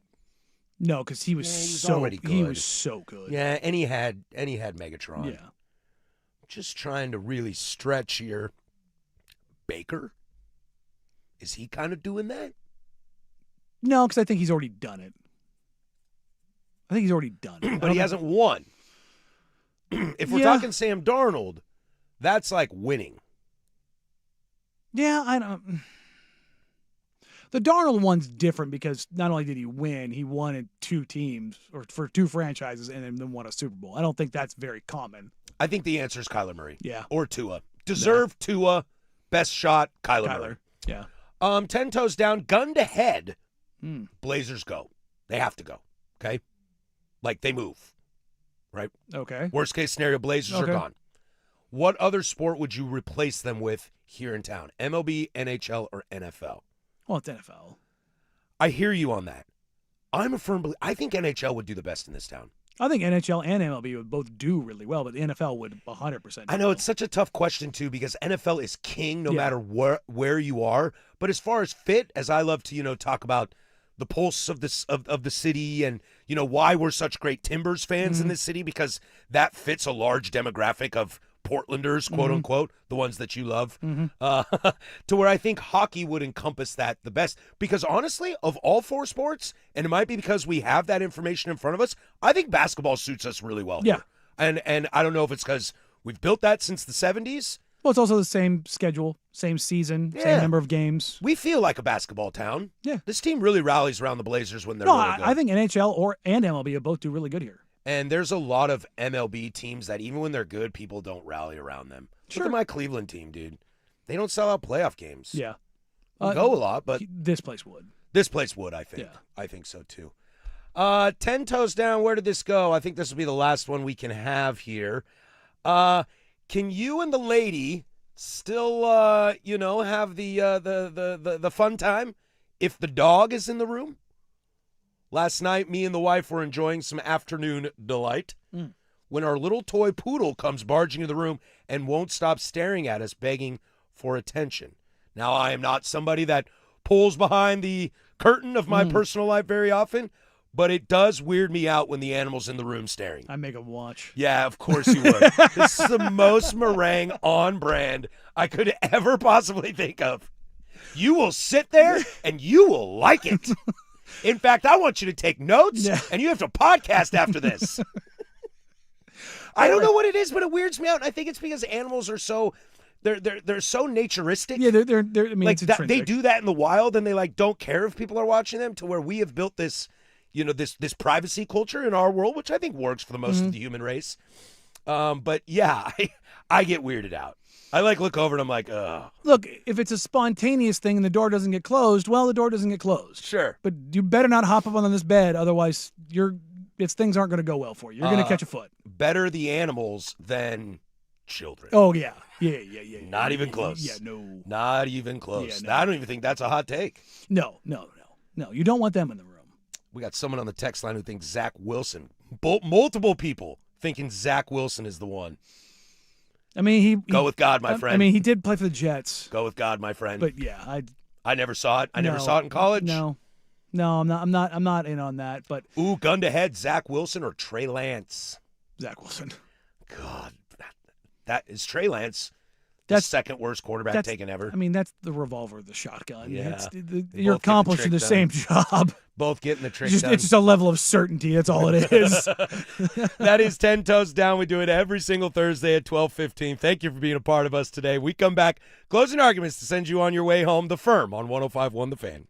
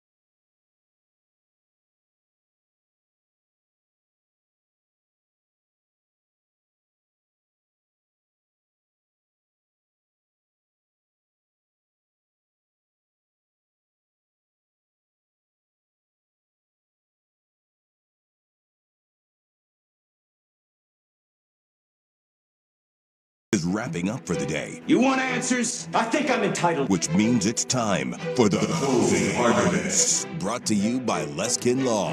One-day divorce mediation. Peace treaties, not war plans. Visit LeskinLaw.com for more information. You want answers? I want the truth. On the Fan Sports Network. You can't handle the truth. 105.1 and 1080, The Fan. All right, that's going to do it for us here. Closing arguments brought to you by Leskin Law. Visit LeskinLaw.com for more information. Let's see here. Coming up on the program tomorrow, we'll kind of chat some Blazers first half of the season. Maybe give out grades, mid-season awards, if you will. Chat a little All-Star Weekend. And Danny, I keep finding more stats on Con Knippel that will blow your mind. Yeah. Con's Well, really, they won't blow your mind because you're with me. We're fully aware. Con's really good. Yeah, I'm going to sneak in a little baseball tomorrow. Web Gems is hilarious. Keep doing your thing. And maybe it's time to revisit this Pablo Torre stuff. He's got more in the tank on Kawhi, Uncle Dennis, etc. in L.A. It's kind of, I don't want to ruin it for tomorrow, but it kind of feels like Pablo waits for it to die down, then is like, no. It feels like it. Here it's back. Like he refuses to let that story die. Well, I don't know if you know this, Harris. The All-Star game is this weekend. Where is currently it? going on in Los Angeles at Intuit Dome, where the entire world of the NBA is descending upon today. You think Pablo should stand in the crowd with a giant sign? Aspiration. Sell the team. That'd be pretty funny. I don't think he's going to get a media credential. I don't think he is either. In some unfortunate college basketball news, Caleb Wilson, the guy I've been laughingly joking about, is a top 4 prospect. He is a lottery pick, 100%. He's out with a fractured left hand. He plays for North Carolina. Yeah, he broke it against Miami, and X-rays came back negative, but they got back to North Carolina, and apparently the X-ray machines are better at North Carolina, and they found a fracture. That's so crazy, dude. I'd be so mad. Because he went back in. I'd be so mad. He went back in and played. So, they're going to protect him. His NBA future is more important. Right. There's no timetable for his return, but the good news is it's his left hand, I guess. So, and look, if you're gonna have anything happen, breaking a bone is in your upper body and your upper extremity, that's probably the best possible outcome. Also, he's not he doesn't shoot with his left. Yeah. So that's a big help. Let's see. There is a ton of college basketball on tonight. Not a single ranked team in action.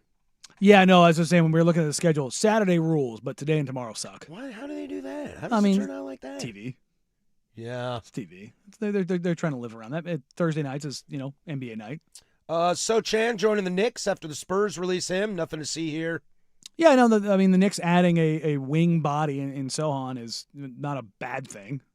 De'Aaron Fox is taking the spot for Giannis Antetokounmpo in the All-Star. No Cooper Flag for the Rising Stars game. Yeah, he picked up a knock. Was that night before last? Did you see him blaze past Dylan Brooks?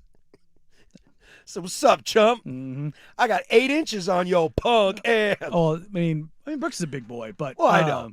It's Brooks also got suspended.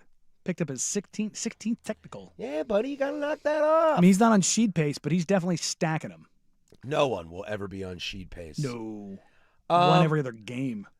Should Brandon Sprague be mad at me for? I mean, the answer is probably yes. Pushing him into Nottingham Forest, and they're about to get relegated. Oof. How close are they?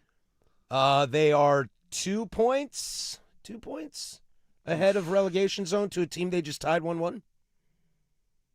Oof. They're 3 points ahead of West Ham, who is surging right now. So if you don't know this, the Fighting JJ Watts. if you listen to Dirt and Sprague in the morning, Brandon has gotten into Premier League soccer. Yes. I'm very, very excited about it. And you, for some reason, told him to latch onto a team that hasn't been in the Premiership since what?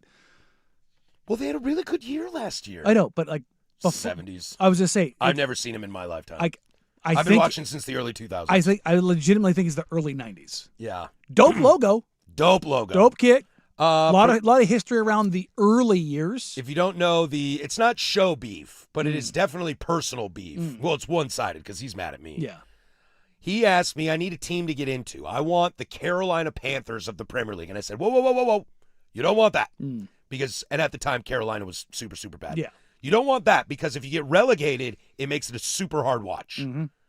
So let's find you someone in the middle. He didn't want the big six. Sure. Chelsea, Arsenal, United, City, Tottenham, Liverpool. So it's like, all right, here's some options. You have Newcastle, Aston Villa, Nottingham Forest, Leeds, Fulham. A lot of America ties to Fulham from the past. And he was like, oh, Newcastle. I was like, Newcastle's dope. They are owned by Saudis, though. And he was like, I'm out on that. So we got into it, and I was very high on Nottingham Forest, and they had a great year last year. They have just fired their third coach this season. I've never seen that in my life. Impressive. And he's super mad at me. Is he allowed to be mad at me? I mean, yeah. Why? You could have been like, hey, Everton exists. Dude, I didn't know they had a great team last year. They have a lot of the same players. I didn't know they were going to fire their manager 2 days before the season starts and then fire 2 more. It's a lot like that English Bills fan who became a Bills fan when they were going to 4 straight Super Bowls and they played over in England. Or they had a game over there and he had his Jim Kelly jersey on. So like, they had the man in the street interview like, so you've been a Bills fan for a long time? He's like, yeah, when I was a kid, I was watching American football and, the Bills just seemed like they were just so good. And I just really wanted to go, worst decision I ever made. Yeah, I know. Zach on the YouTube. Long story short, Patrick doesn't know his ball. Step into a Slim Jim. That's from the top rope. That's true. It's tough, man. That is true, dude. You could have gone. You could have gone like old timey team that's not going to get relegated. I know. I should have sent him to Aston Villa. I was just to say you could have gone Aston Villa. You could have gone Villa, Everton. But to be fair, he made the choice. I know. I gave him a list. But you Forest's got a cool logo. They won some Champions League in the 70s. You've got the sommelier though. If you're bringing the wrong wine, That's true. If I'm letting you choose between 6 of them and you choose the one that's corked and dead, then that does land on me. Mm-hmm. Man, I feel so bad. I don't know what to do for him. He's bought gear. Yeah, I know. He's got merch. Yeah. He's got swag. Yeah, once you go in, you can't go full swag. Oh man. I don't know how. And he can't do that with swag on the other side of the glass. I don't He know. can't change now. I don't know how I'm going to ever come back from this. Yeah, that one's tough. He's mad at me. Mm-hmm. He, the last 4 days, he just looks at me and stares at me. He's just next year when he's watching Championship League, he's just going to come in here just dead inside. He goes, I don't know. I don't want to figure out the championship. I don't even know what channel. I was like, it's on Paramount. And he just went, oh. So even his streaming app went down. Because Peacock is great. I enjoy Peacock a lot. Well, not doing so great with the Olympics. Well, it's actually just commercials that it's been lagging on. The plays, though, has been good. Yeah. I don't know what to do. Yeah, no, you should have to own that one. I think I'm going to watch Forest games and do my best to will them to victory and keep them up. There you go. They are getting their 4th manager, though. It would be really funny, though, if they managed to stay up, but he gets, in his very first year of fandom, gets to experience the pure, unadulterated torment of a legitimate, like last day, somebody else loses relegation battle where it's out of, that's the worst feeling. When it's out of your hands and you're praying, please lose. You're watching West Ham and Burnley, and you're like, oh my God, if West Ham scores a goal right now, my life is over. My team is relegated. Oof. But if he comes out of it, and next year they do okay, you're just like, they kind of oh, steady the yeah. ship, that's a great moment. It is. Hey, the first year I ever watched my team, things almost got real bad, real sideways, real quick. This is why I want relegation in college football. I know, relegation in college football would be amazing. I want relegation. I want the MLS and Liga MX to merge and create relegation that way. Fist fights. That is a hot combo right there. Closing Arguments brought to you by Leskin Law. Visit LeskinLaw.com for more information. Leskin Law's one-day divorce mediation. Peace treaties, not war plans. That'll do it for us. For Danny Morang, Jeff Rust, I'm Patrick Harris. Go do something I would do. Bye.